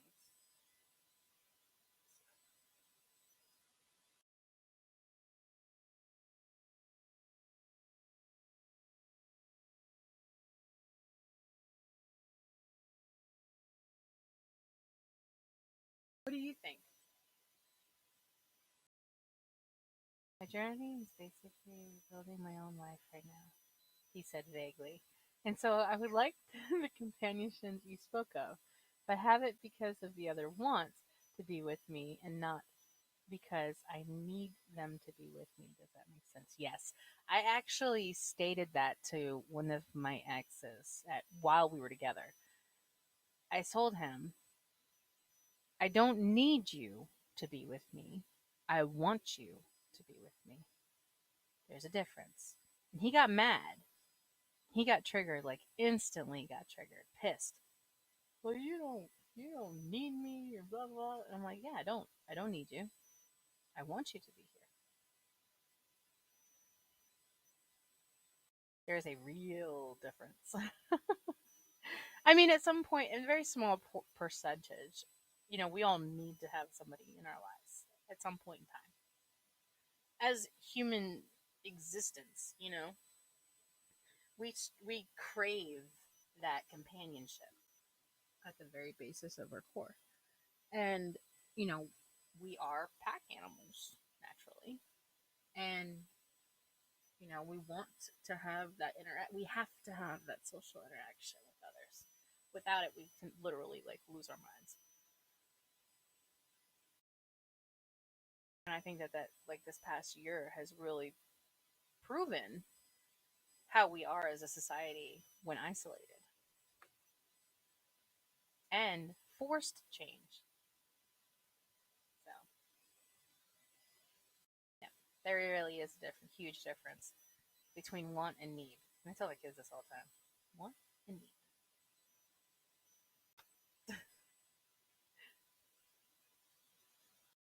My son said something to me tonight. We were at the bar and we were back by the food truck and we were getting something for dinner. And I don't know where this conversation came from, but he brought up the fact that I'm single. And he was like, men are intimidated by you. And I was like, I'm so sick of hearing that. Like, I'm so tired of hearing that. Yeah, we're all nuts when isolated, but then you get that relationship where what do? They isolate you. If you feel like you're being isolated by someone else and you're no longer yourself, then it's an uneven relationship and it needs to be corrected. Not ended, corrected. If you cannot correct it over a period of time of you both trying to be compassionate with each other and trying to work it out, then yes, I do agree that you do need to end it at that point because then it becomes toxic. In North Carolina, and I don't know if it's the same where you live. For example, if you're married in North Carolina, you have to have a year of separation before you can have a final divorce. And then it takes however long. I agree with that to a point. My situation was extremely different. I think I should have had an absolute divorce immediately, but it didn't happen that way. Yes, I agree. The isolation is the starting point from where you begin to progress in rebuilding your life. That is a very 100% true statement because then you look inward. Who am I? What am I? What do I really want in my life? What do I want to see my life being? What am I willing to accept? What am I not willing to accept? And finding your boundaries. And for myself, isolating myself, especially I think it was last summer, my children went away for the summer and all of them were gone. I was alone for a very long period of time. For the first time since I was a teenager. That was eye opening. I was so uncomfortable and like nervous and like unsettled with myself for like the first whole week. I didn't know what to do. I kind of kept myself busy because I had that anxious energy, that like I wasn't sure what I was supposed to be doing. Who am I? What am I supposed to be doing? Like, okay, I understand the basics of life and necessities and eating, breathing, and taking a shower and washing your clothes and doing dishes and stuff. But like, who am I as a person? Taking that time and really relearning who I am now because over time we all change. The person that we thought we were in our minds, we still stay like I don't know. In my mind, I'm pretty much still like a teenager. So, but like matured over time because of the fact of the experiences that I've had. So, like, for me, it was like relearning of myself. Like, who am I now? Like, what am I, like the reality of things versus what's in your mind. Because what's in your mind, your self image of yourself is very different than the reality of things a lot of times. Your brain is like 30. I'm like at 19 and I'm almost 40. So, so I'm feeling on that one. But I don't want to say 19 because that was like, I don't know, that's not a very good time for me. So, but that was when I had like, I, I want to say like late teenager, early adulthood, late teenager. Like it was before I got married, it was before I had kids. Like, I was pregnant with my son at 21, and I adopted the two oldest when I got married. So I was still free and roaming the world and doing whatever I wanted to do, you know? So when I was a late teenager. Ow. Now I'm married really young, comparatively. Not back comparatively like the back of the day, but for me. I probably shouldn't have got married as early as I did, but I ran up those stairs. The day that we were going to be married, I was so happy. I was so excited. I literally ran up the stairs to the JP to go get married. I was so excited. We had a wonderful marriage for the first 7 years of our marriage. And then after that, it started to fall apart, unfortunately. At 19, I married a 27-year-old with three girls, 4, 5, and 6. Bam, instant family. Yep. So he had his two, I had my two, and we had two. So, yeah. Like Brady Bunch. Three boys, three girls. Yeah.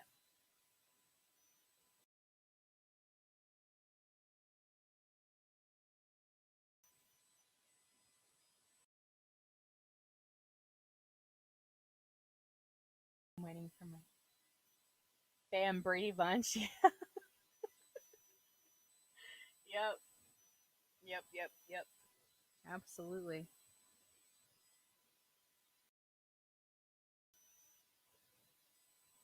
So, whew, I wouldn't. I wouldn't trade them for nothing though. All six of them. Wouldn't trade it for nothing. Literally, they are the only reason why I'm alive still. They're the reason why I got as far as I did. They're the reason why I do everything that I do. I know it doesn't sound, well, not everything that I do, but most of the things that I do. You were talking about intimidating men. So my son said that.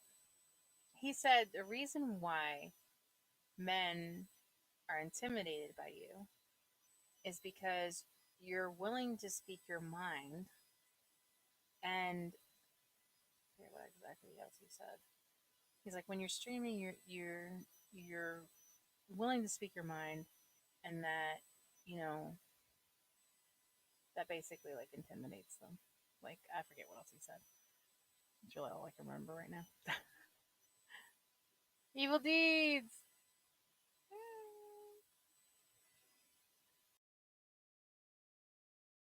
But I've been told that multiple times now by other people.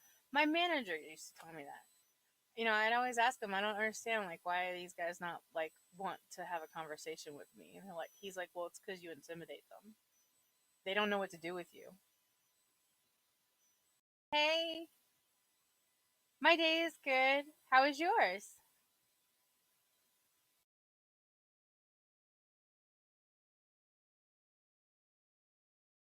I really wish I had more heat in here, but I mean, I've got a roof over my head and there is some heat, so I should be happy.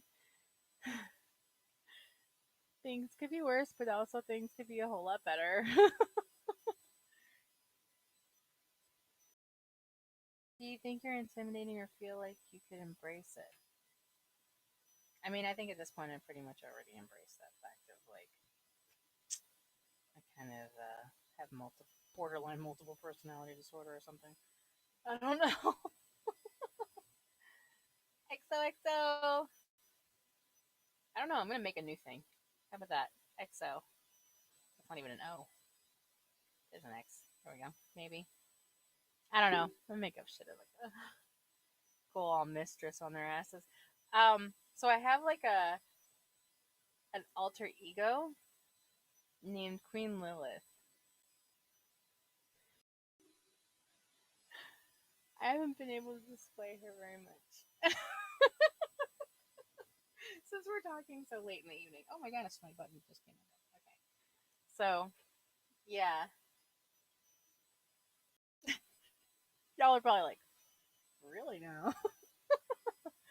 Yeah, I was about to bring out Queen Lilith in my themed pics for my other social media, and ended up like starting that whole nightmare debacle of losing my house. So that sucked. You're intrigued. Check out my wish list. No, no, but seriously. Um, yeah, I told you I like corsets. I like heels. I like fishnet now. I didn't even know I liked that before. I really like it. I had a fan send me clothing that was all fishnet, like it was a full body fishnet thing. It was cool. I wore it on stream. There was 8 of them. That was fun. And then I got like 3 more sets of stockings or whatever. So that was cool. Yep. I also like leather. I like leather a lot. I actually have like whips and stuff somewhere. I have my knives. I have my gun. Yeah. I like crops. I don't have one, but that'd be fun. Yeah, on my I tell you what, I went to FetLife and I learned a whole bunch of stuff. And then like I got invited to like poly groups and like underground groups and stuff like that through Facebook, through friends. And I learned like I did almost kind of like a self like thesis to try to understand the mentality behind why people being based off of a monogamous relationship, that's how I was raised, how is it that they were able to turn off that emotional switch to be able to be with multiple people, even if they were married or swingers or whatever you want to call them. So then I also got into my daughter's, like, I guess in school and stuff, they talk a lot about like sex change and like the different like pronouns and the gender stuff. I'm still learning about that. The switch. So, okay. And this is where kind of like in my mind, and I'm still like I'm getting ready to go through therapy and actually be like evaluated. So, borderline personality disorder is not something that is easily diagnosed. So that's why I'm being evaluated. I'm personally having myself evaluated. Like not nobody's asking me to do this. This is just I need to know for myself. Being honest questions or honest answers, like being true to myself and just answering completely how it is. And I need to know. I need to know. So I have 2 children that are autistic, one's bipolar, and those 2 children are not related. So either autistic or, and then also one is, when we went for the evaluation for the one with the bipolar, a lot of the things that I was talking about while I was talking to the therapist about my daughter actually brought up a lot of things about me. And he was like, well, I think that you might need to be evaluated for some other stuff. So, anyways, which is fine, whatever. I'm crazy. I'm just going to go ahead and admit it. Like, I'm crazy. I don't care what anybody thinks. So, the switch that I was trying to understand was I the baddie? So, okay. I admit a lot of my own fault, like things that I've done wrong in my life and like things now. I didn't used to. I denied all that shit like straight up. But I'm starting to now like look at the reality of things that have happened in my lifetime looking back on it now. And being able to admit, okay, in that spot I was wrong and I should have done this and this. That's learning. That's learning from your mistakes. I think everybody should try to do that. It's really hard to put yourself in your own place, so to speak. So, anyway, one of the things that I was trying to understand was I am capable personally of switching between personalities, kind of like how people role play or cosplay. In their mind, they can switch between different personality types. Now, mind you, that's not a definition of like multiple personality disorder. That's not even close to it, I don't think.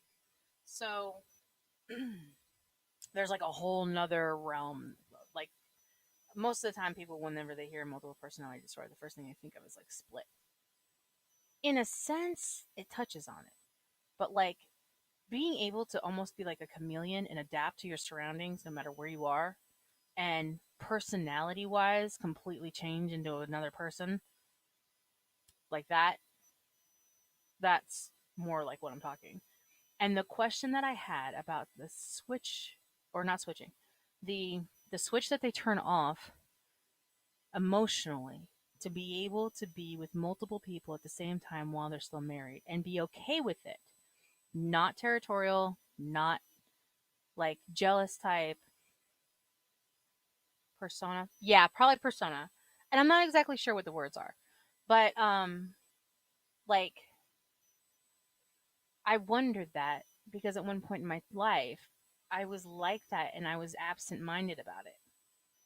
So I was trying to grasp in a like a thesis kind of way of where does their mind at what point in their mind does the emotional attachment switch off to now this is just a sexual act to do like whatever fantasy that they want to fulfill or whatever. I mean, we've had long conversations about all this stuff.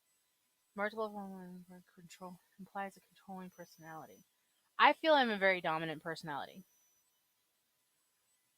for the most part. Then there's another side of me that's like really, really submissive, like really submissive. And then there's another side that's like doesn't really give a shit. I don't fucking care. And then there's like another that's like I care about everything. I don't know. It's weird. And always wondered if other people felt this way or other people thought this way, you know, male or female or whatever you identify as. Is it the same way with y'all? Because not everybody thinks the same way. So I had kind of like my own little like scientific study. I didn't engage, I didn't meet these people. We sat and I did meet up with one person, but we sat and talked about like the different things and the reasons why and like the different angles of that type of situation. But like I never like engaged in the acts of whatever it was that they were doing. So I don't know. It was really interesting conversations that I was having. One of my main questions is A, how do you keep from getting STDs? And B, how do you keep from getting pregnant? Because these people don't use protection of any kind at all. Like, at all. So, I mean, and if they do, it's like surgically implanted or like, usually it's the woman. Or if the male, they have a vasectomy. So, but you still have run the issue of STDs. Like, that's what gets me. On turning off emotion, I've always thought they'd be in different levels. Making love, having emotional bond, having sex like with a friend, and fucking, where you literally using the person for your own pleasure. Fair enough. Levels. Yeah. There's levels to this shit. I agree to that. But when at a certain age, you don't want the ladder anymore. Or you just want the ladder.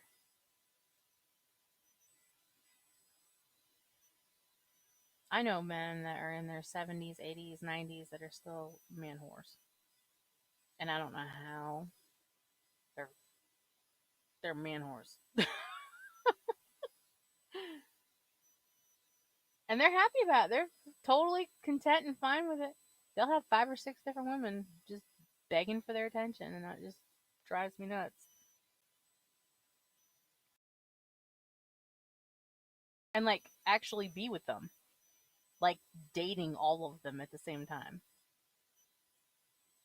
Like Leo.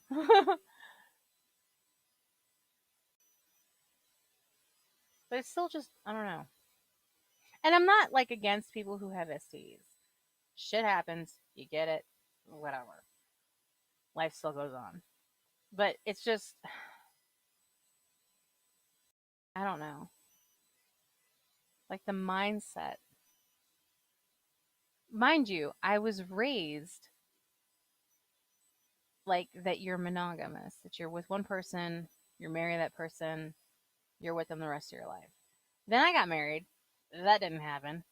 I don't know, but I remember my days in the clubs, pheromones and apples bottom. Turned my brain off. You can get addicted to that. Yeah. Oh, yeah. It's easy to get addicted to it. It's very easy to get addicted to it. I was a whore back in the day. Shit. I was a stripper. I was a escort. I totally understand that. But it was for me. It was business. There's a difference. I'm retired, but you know, after I had kids, my life changed a lot. So, and then I kind of had like a midlife crisis for a little while. But either way,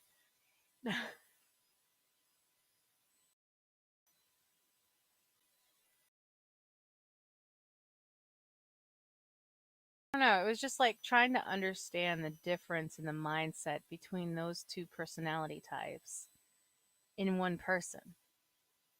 I always thought there was something wrong with me, like something so completely wrong with me, and I was so terrified to talk about it. I was always afraid that someone was going to say that I was crazy enough to be locked up. And now, seeing my kids go through therapy and stuff like that, I mean, one of them ended up going to institute because of suicide attempts, um, but yeah, like just talking about how you feel or the way that you think and stuff like that. I see it now as being a safe place to go because that's the only way you're going to get any answers, even if it's not for anybody else but for yourself. And mental health is so lacking, so ridiculously lacking. The first thing that they say when somebody finally snaps after years of trying to get help and trying to get answers and they get the runaround and all everything turns into bullshit, the first fucking thing they say is, oh, they have a history of mental health issues. Yeah, because you guys didn't fucking help them.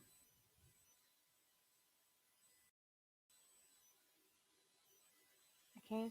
Being the customer, I came to see my thought process circumvented by hormones and conditioning.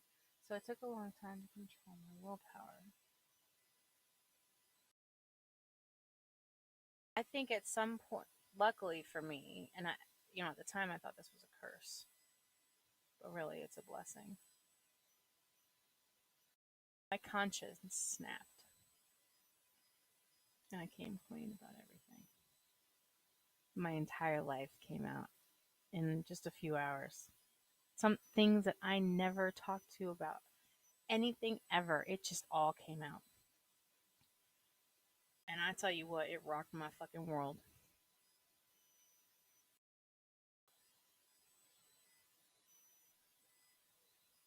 The Fet Life Geek BDSM thing was eye opening for me because it basically makes you figure out what you want and learn to ask for it. And that's the hard part. identifying what it is you really want. And that could change at any point in time. And that's where safe words come in. But forces you to have a sense of self and boundaries, and you must enforce it. Correct. And that goes for anything in your life, not just in that aspect of it, but that goes for everything. Everything. You don't want 6 packets of sugar in your coffee, you just want 5. Make sure you don't put the 6th one in. Just put it back. Simple. Self control. Or if you feel you have too much self control, letting loose every once in a while.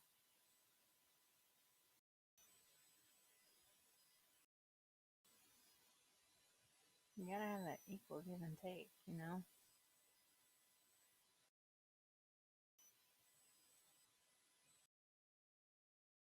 I've had several people that I've been talking to over the past couple of months that have brought up the idea of either A, just hooking up, which I absolutely despise. Happy birthday, Monster! Happy birthday, Monster, Monster. You like my little fake echo thing? Yay! No, it's not. It's 12 o'clock here. It's 11 o'clock where you are, Monsieur. But yes, happy birthday.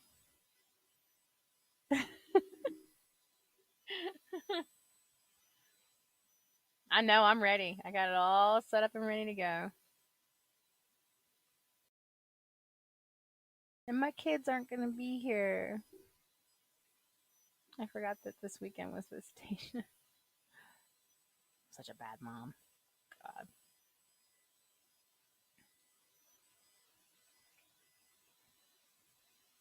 You're welcome, welcome. I'm so looking forward to it. You have any specific design you want?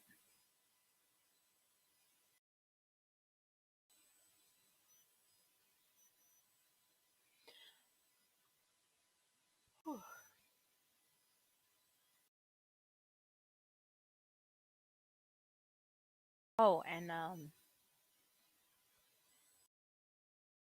was trying to think.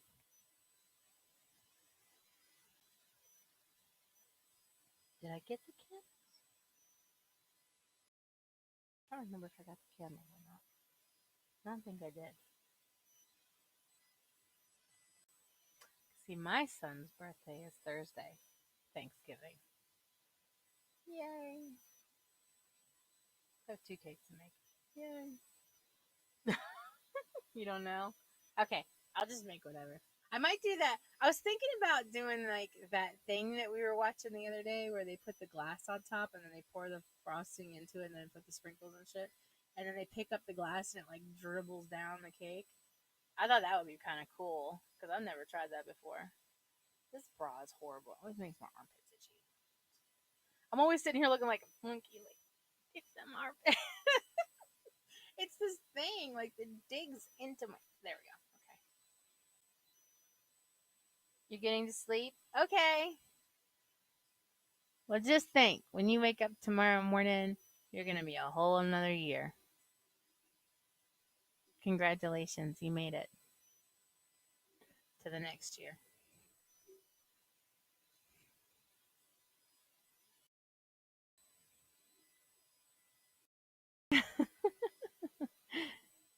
And many more, and many more.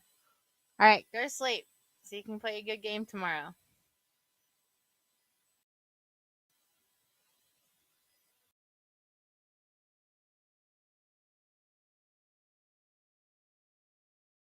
Monster Jam. Much love, Monster Jam. Much love.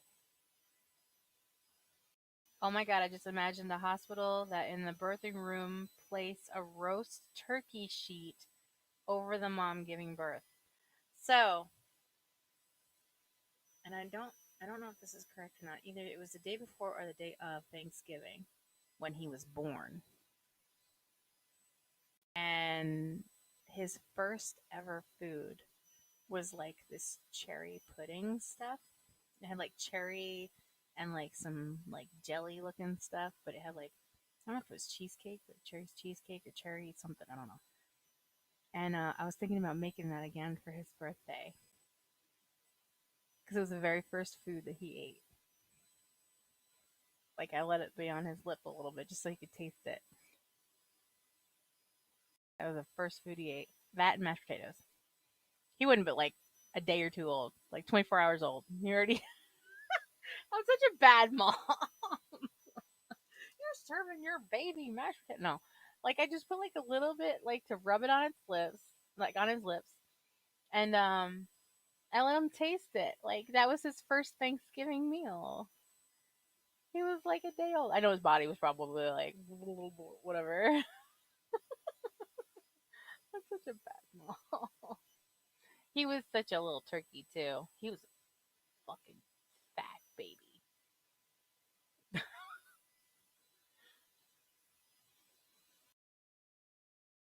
He was a bruiser, man. His shoulders. I had him by C-section, and I bet girls with cherry lip gloss will own him. Oh no, you have no idea. He is very much a ladies' man. Very much a ladies' man. Ever since he was little, he was probably like 3 years old. We went to the beach, and he had his little towel wrapped around him, and he's walking across, walking next to the pool, and it was like spring break. So all these teenage girls are out there sunbathing, right? He's walking along. He's got his little sunglasses on, and he's all like big pimping, like "Hey, ladies," kind of thing. They made him come sit with them, and they like Googled over him. It was like, and every year he's got like four girlfriends, and in school, like every year he's got like four girlfriends, and he keeps on saying they're not my girlfriends.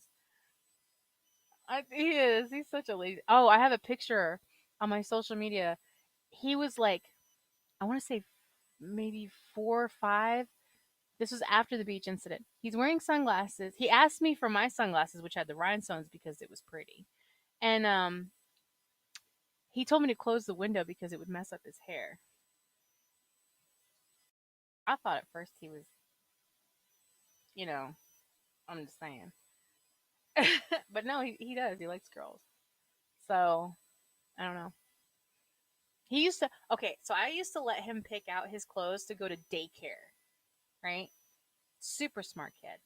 Not just because he's mine, but like because of the fact that he really is. He tested out of the state in 5th grade. So, but yeah, in daycare, I used to let him pick out his clothes. He would pick out khaki pants and a button up shirt, and sometimes he'd want to wear a tie for daycare. What? All the rest of my kids didn't wear shoes. Like, what are you talking about? Where'd you come from? Are you adopted? Like, I'm confused now. Wait, aren't they adopted? Where did you come from? And so he's got copper top hair and brown eyes that turn emerald green. So if he's in a good mood, he's got emerald green eyes. They're so adorable. If he's in a fucking shit eating mood, his eyes are brown. That's how I know what kind of day he was gonna have. Is I at first thing in the morning, I look at him and say, "What color are your eyes today?" And if he had brown eyes in the morning, he's gonna have a bad day. If he had green eyes, he's gonna have a good day. And no joke, that's how I based his day. Oh.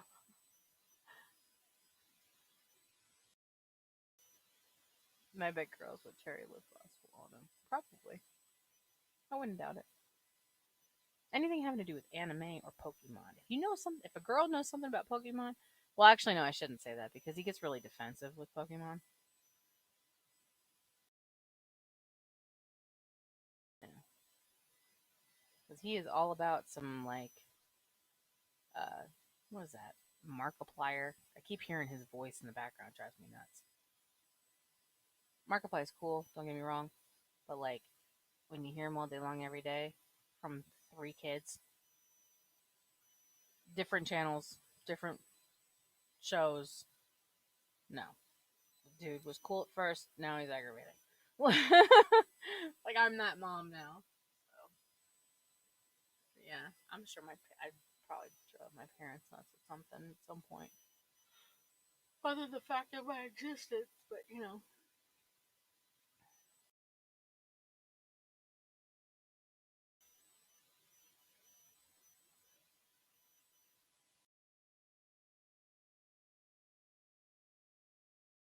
Markiplier's the new Caillou. No, no, he's not. He's actually pretty cool.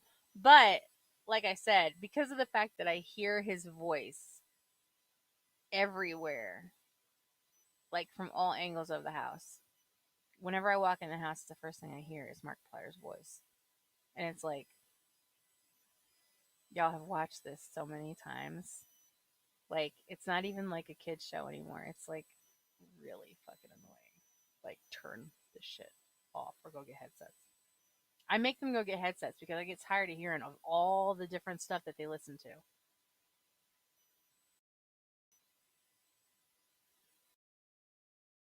Mm-hmm. Shit's crazy. Hey, Paul. I don't know how long ago you entered. But yeah. So, Markiplier, you're probably making bank off of my kids just watching your videos. Like, you're welcome.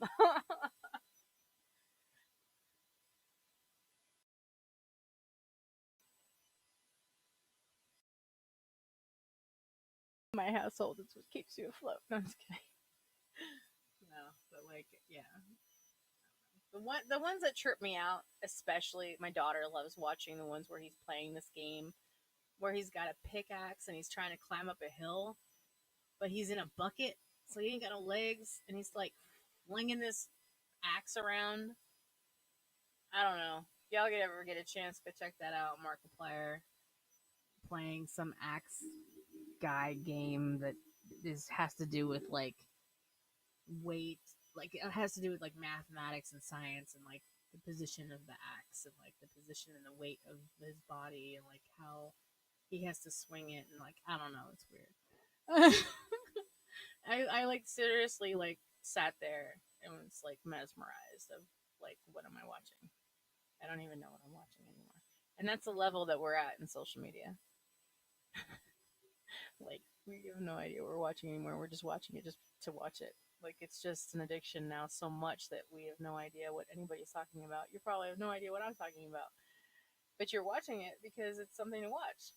Because you get, like I said, you get addicted. Everything electronic sends off a low level emission of sequence that to your brain, and your brain registers that, and it considers it as an addiction because it kicks the endorphin levels on a low level but consistent basis. Mesmerize, that's what sells ads. Sex is what sells ads. Sex is in everything, even innuendos. Everything.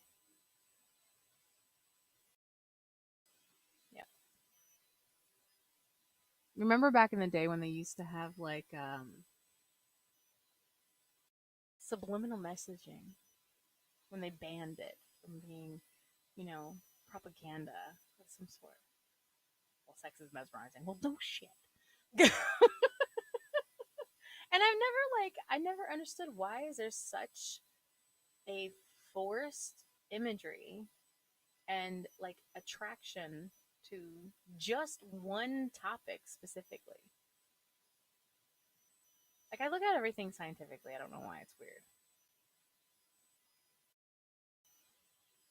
Like, what if it was just like everyone was attracted to chocolate? Which I mean, a lot of people are, but I'm just saying, like the whole world was just mesmerized by chocolate. It's one topic main titling, but there's multiple subcategories within. See Fat Life Cake list. Yes, I have at least I don't even know how many on mine.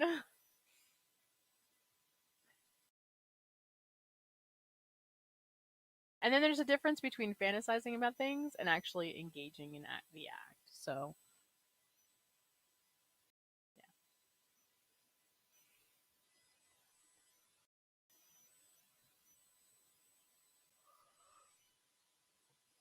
Yeah, I've had people always say, "Hey, you want to meet up? Oh, let's. You can come to my place," and I'm just like, "No." And then they get pissed. That's what I don't understand. Okay, you ask me a question, I answer it honestly, and then you get mad at me. Fuck you, and not even in a nice way. Like, no, I don't understand. I don't understand it. Like, if you ask me, do I want to meet up with you, and I say no, and then you get mad at me and like call me a whore or a slut, bitch, you have to have sex to be a whore or slut. I haven't had sex in like a year. Japanese teenage girls throwing up in the sink. Oh my god. Is that for real? Did they really make that into a South Park episode? I haven't watched South Park since like the early 2000s. When the South Park movie came out, that was the last time I watched South Park. This is for real. Oh my god. I can't do bodily fluids like that. When the internet died episode. That sounds horrible. I'm gonna have to go back and watch it. So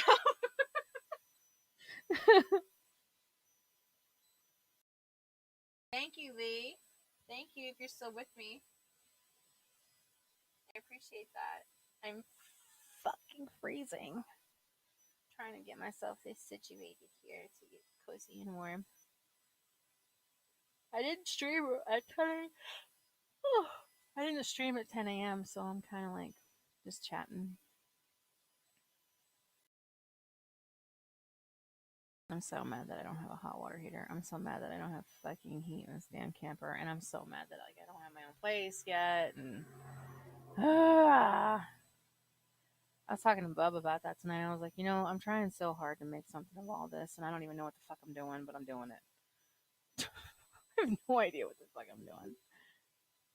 Wouldn't the question be why are they assholes when turned down? It's okay. They take it personally. It's a trigger. They take it personally. And they think that there's something wrong with them, but then automatically their ego kicks in and then it responds with a negative type of reaction. Is there anybody? But it's just like, why? We're not meant to know why, I guess.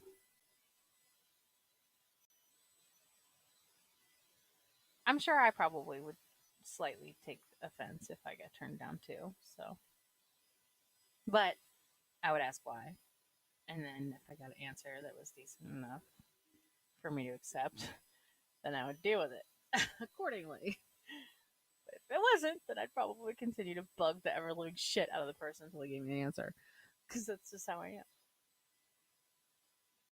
Usually they end up like, I'll be honest, like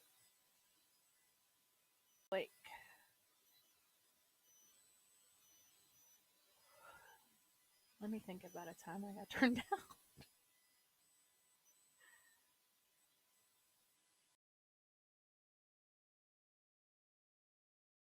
Mm. I guess in a way, yeah, I can see where it would be an offense. Because you take it personally. Then you start to question if there's something wrong with you. And then your response would be defiant and indignant, and your ego would get into play. And then you would put up a wall in that defiance and try to level things out for yourself emotionally to kind of comprehend what just happened. As a men, I tend to avoid bluntly asking for level 3 fucking and try instead to go for level 2 sex between friends because we both need some stress relief. I go a level below that, buddy.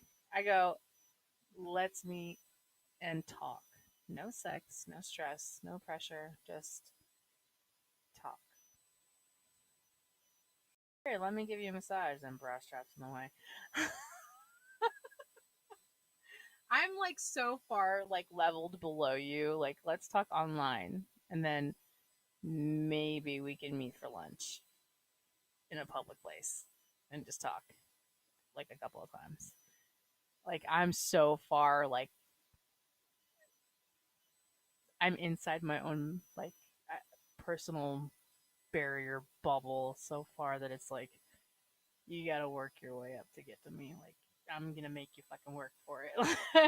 And there's not like I don't even see myself as like a person that's like I'm not better than anybody else at all. Lol, level 42.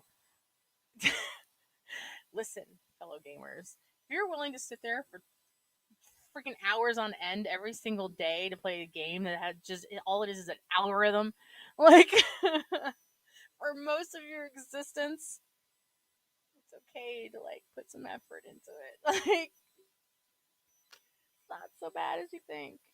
And besides, at the very least, you get to learn each other over time, and like it's better that way. If you really want to build something, somebody, I think get to know them first. Just this whole, and I could go on and on about this conversation, but this entire generation is instant gratification. How quick can I get to what it was is that I want, get it done and over with, and get on to the next? You're not satisfying anything. It's temporary. You have no soul level satisfaction at all at that point. You just continue. I mean, and okay, so if looking at it from another side of it, say for example, if you look at it as business, right? You have a need to be filled, right? You have a position that you need to be filled. You find a way to fill that position, correct? I may not be Fred Flintstone. And that's the thing is like, a lot of people like they'll make fun of me and say like, oh, let's just hang out like two old people. That's not what I'm meaning. I'm meaning like get to know somebody. If you really are interested in being in a relationship with me, then take the time to get to know me. There's a lot more to it than just sex. But a lot of people don't want that, and that's fine. I don't have hatred towards anybody. It's just I'm just stating the way that I see the world as it is. And I could be completely wrong. So be it.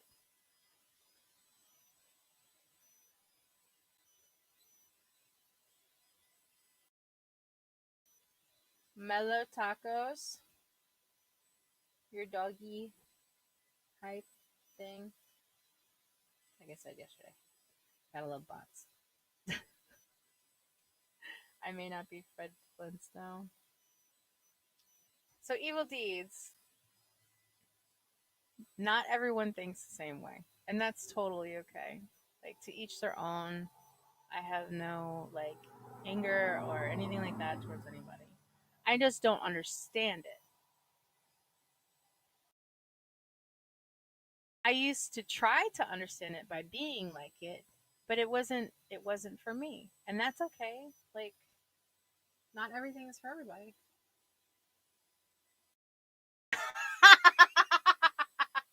I used to say just call me Betty cuz I can make your bed rock or some shit like that. I have no doubt in my mind that anybody could at this point because of the fact that it's been so fucking long. But I'm just saying. And from someone who has like a very, very high like sexual like imagination, drive, wants to, um, you know, it's really difficult to tell yourself, no, wait. I had a love interest work at getting me angry. She even stole my last $5 for cigarettes. Always made me angry because she needed for own peace of mind to know that what I was like when I was angry because she was afraid of men. Okay, I can kind of understand the mentality behind that. She was working at getting to know me in a way she could. Your body is a wonderland. Isn't that a song, Evil Deeds? I think it's a song. Your body is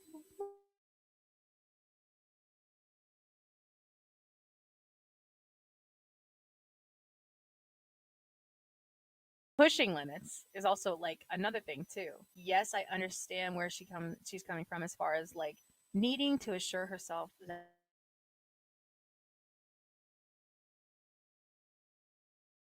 it's a very dangerous game to play because it's just like messing with buttons on a bomb. So you don't want to do that. And I'd like to be Alice. Oh my god. Are you gonna give me all of these like awesome pickup lines? I'm gonna have to write these down. At the very least, I'll get a kick out of them. I'm no weatherman.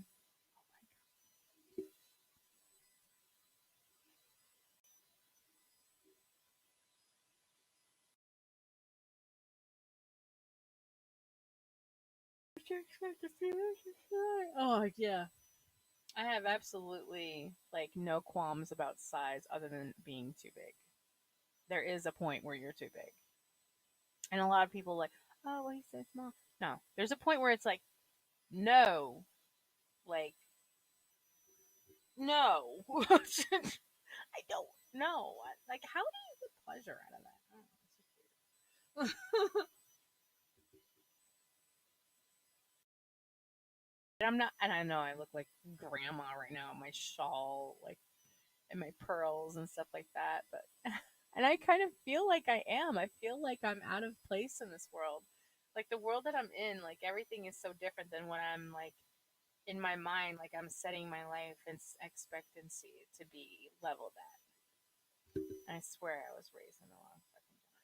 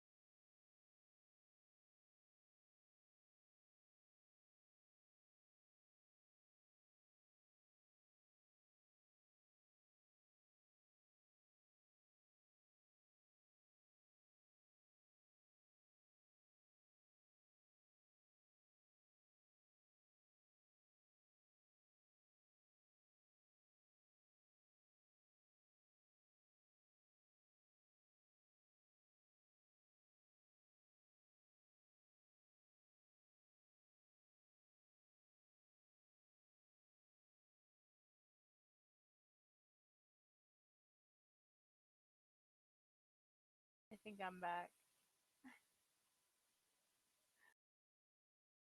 Hopefully.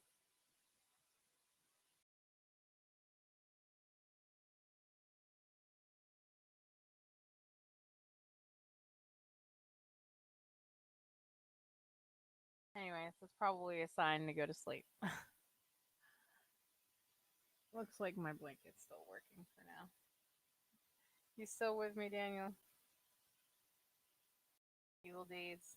Still running them oh so wonderful pickup lines.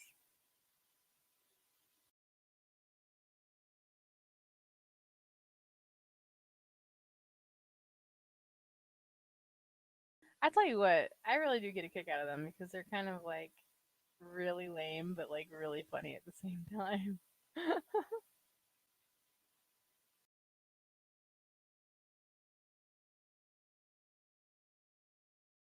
I'll give you kudos for the attempt. At the very least.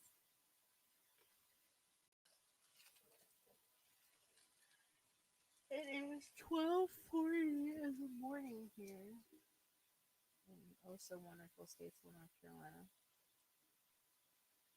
My son told me to never change who I am, and I don't ever plan to. I don't plan to. You take me as I am, and that's fine. And it's very difficult to do that because I know it would be hard for me to try to take somebody else as they are. It would be very difficult.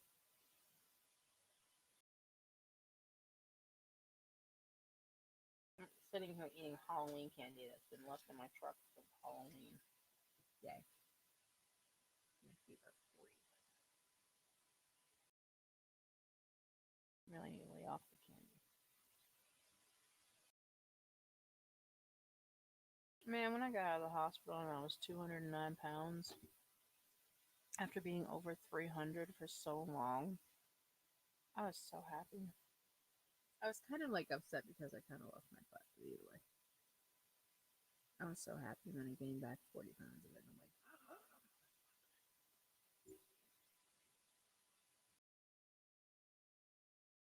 are y'all still with me?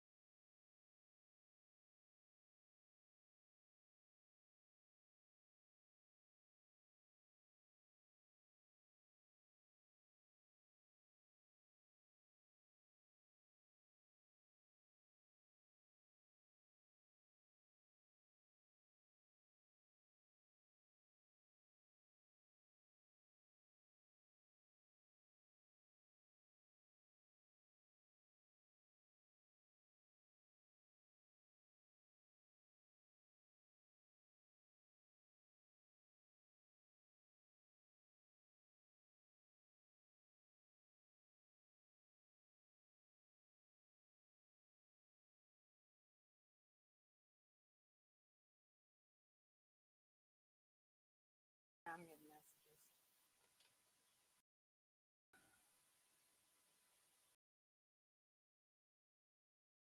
Sometimes I wonder if it's better to stay single, just continue working on my work, and be miserable for the rest of my life. Or is it really misery?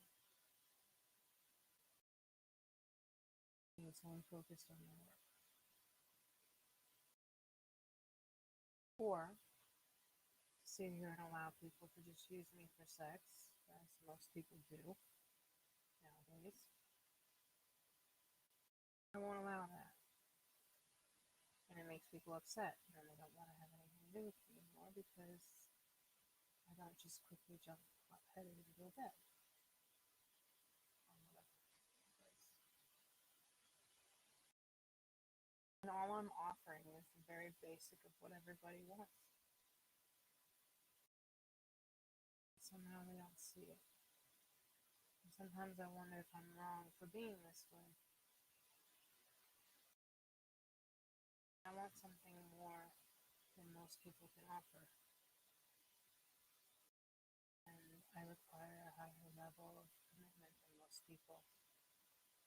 And I'm not perfect by any means, and I don't expect anybody else to be.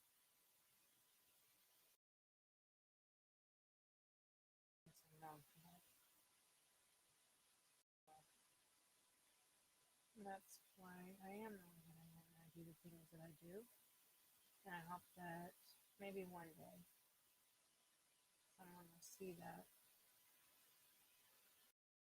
and understand it. And until then, I will just continue to be me. 'Cause that's all there can ever be.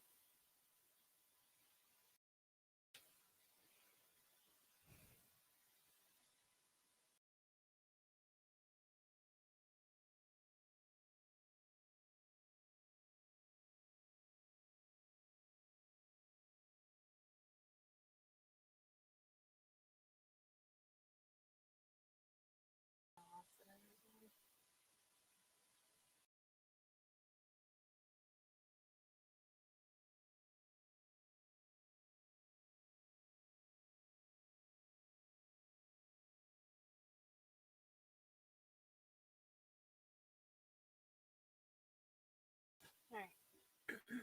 So on that note, I hope that y'all have a very wonderful Friday evening and a very safe one. No drinking and driving,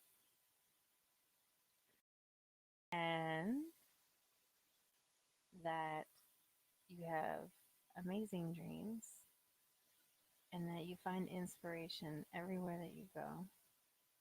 That you build on your goals and your hopes and your real life dreams, and that you're able to succeed in small ways every single day. And that you're blessed in ways that you never imagined when you least expect it.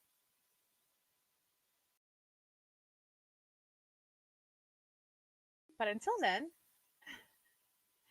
I hope y'all have a good evening. And until I see you next time,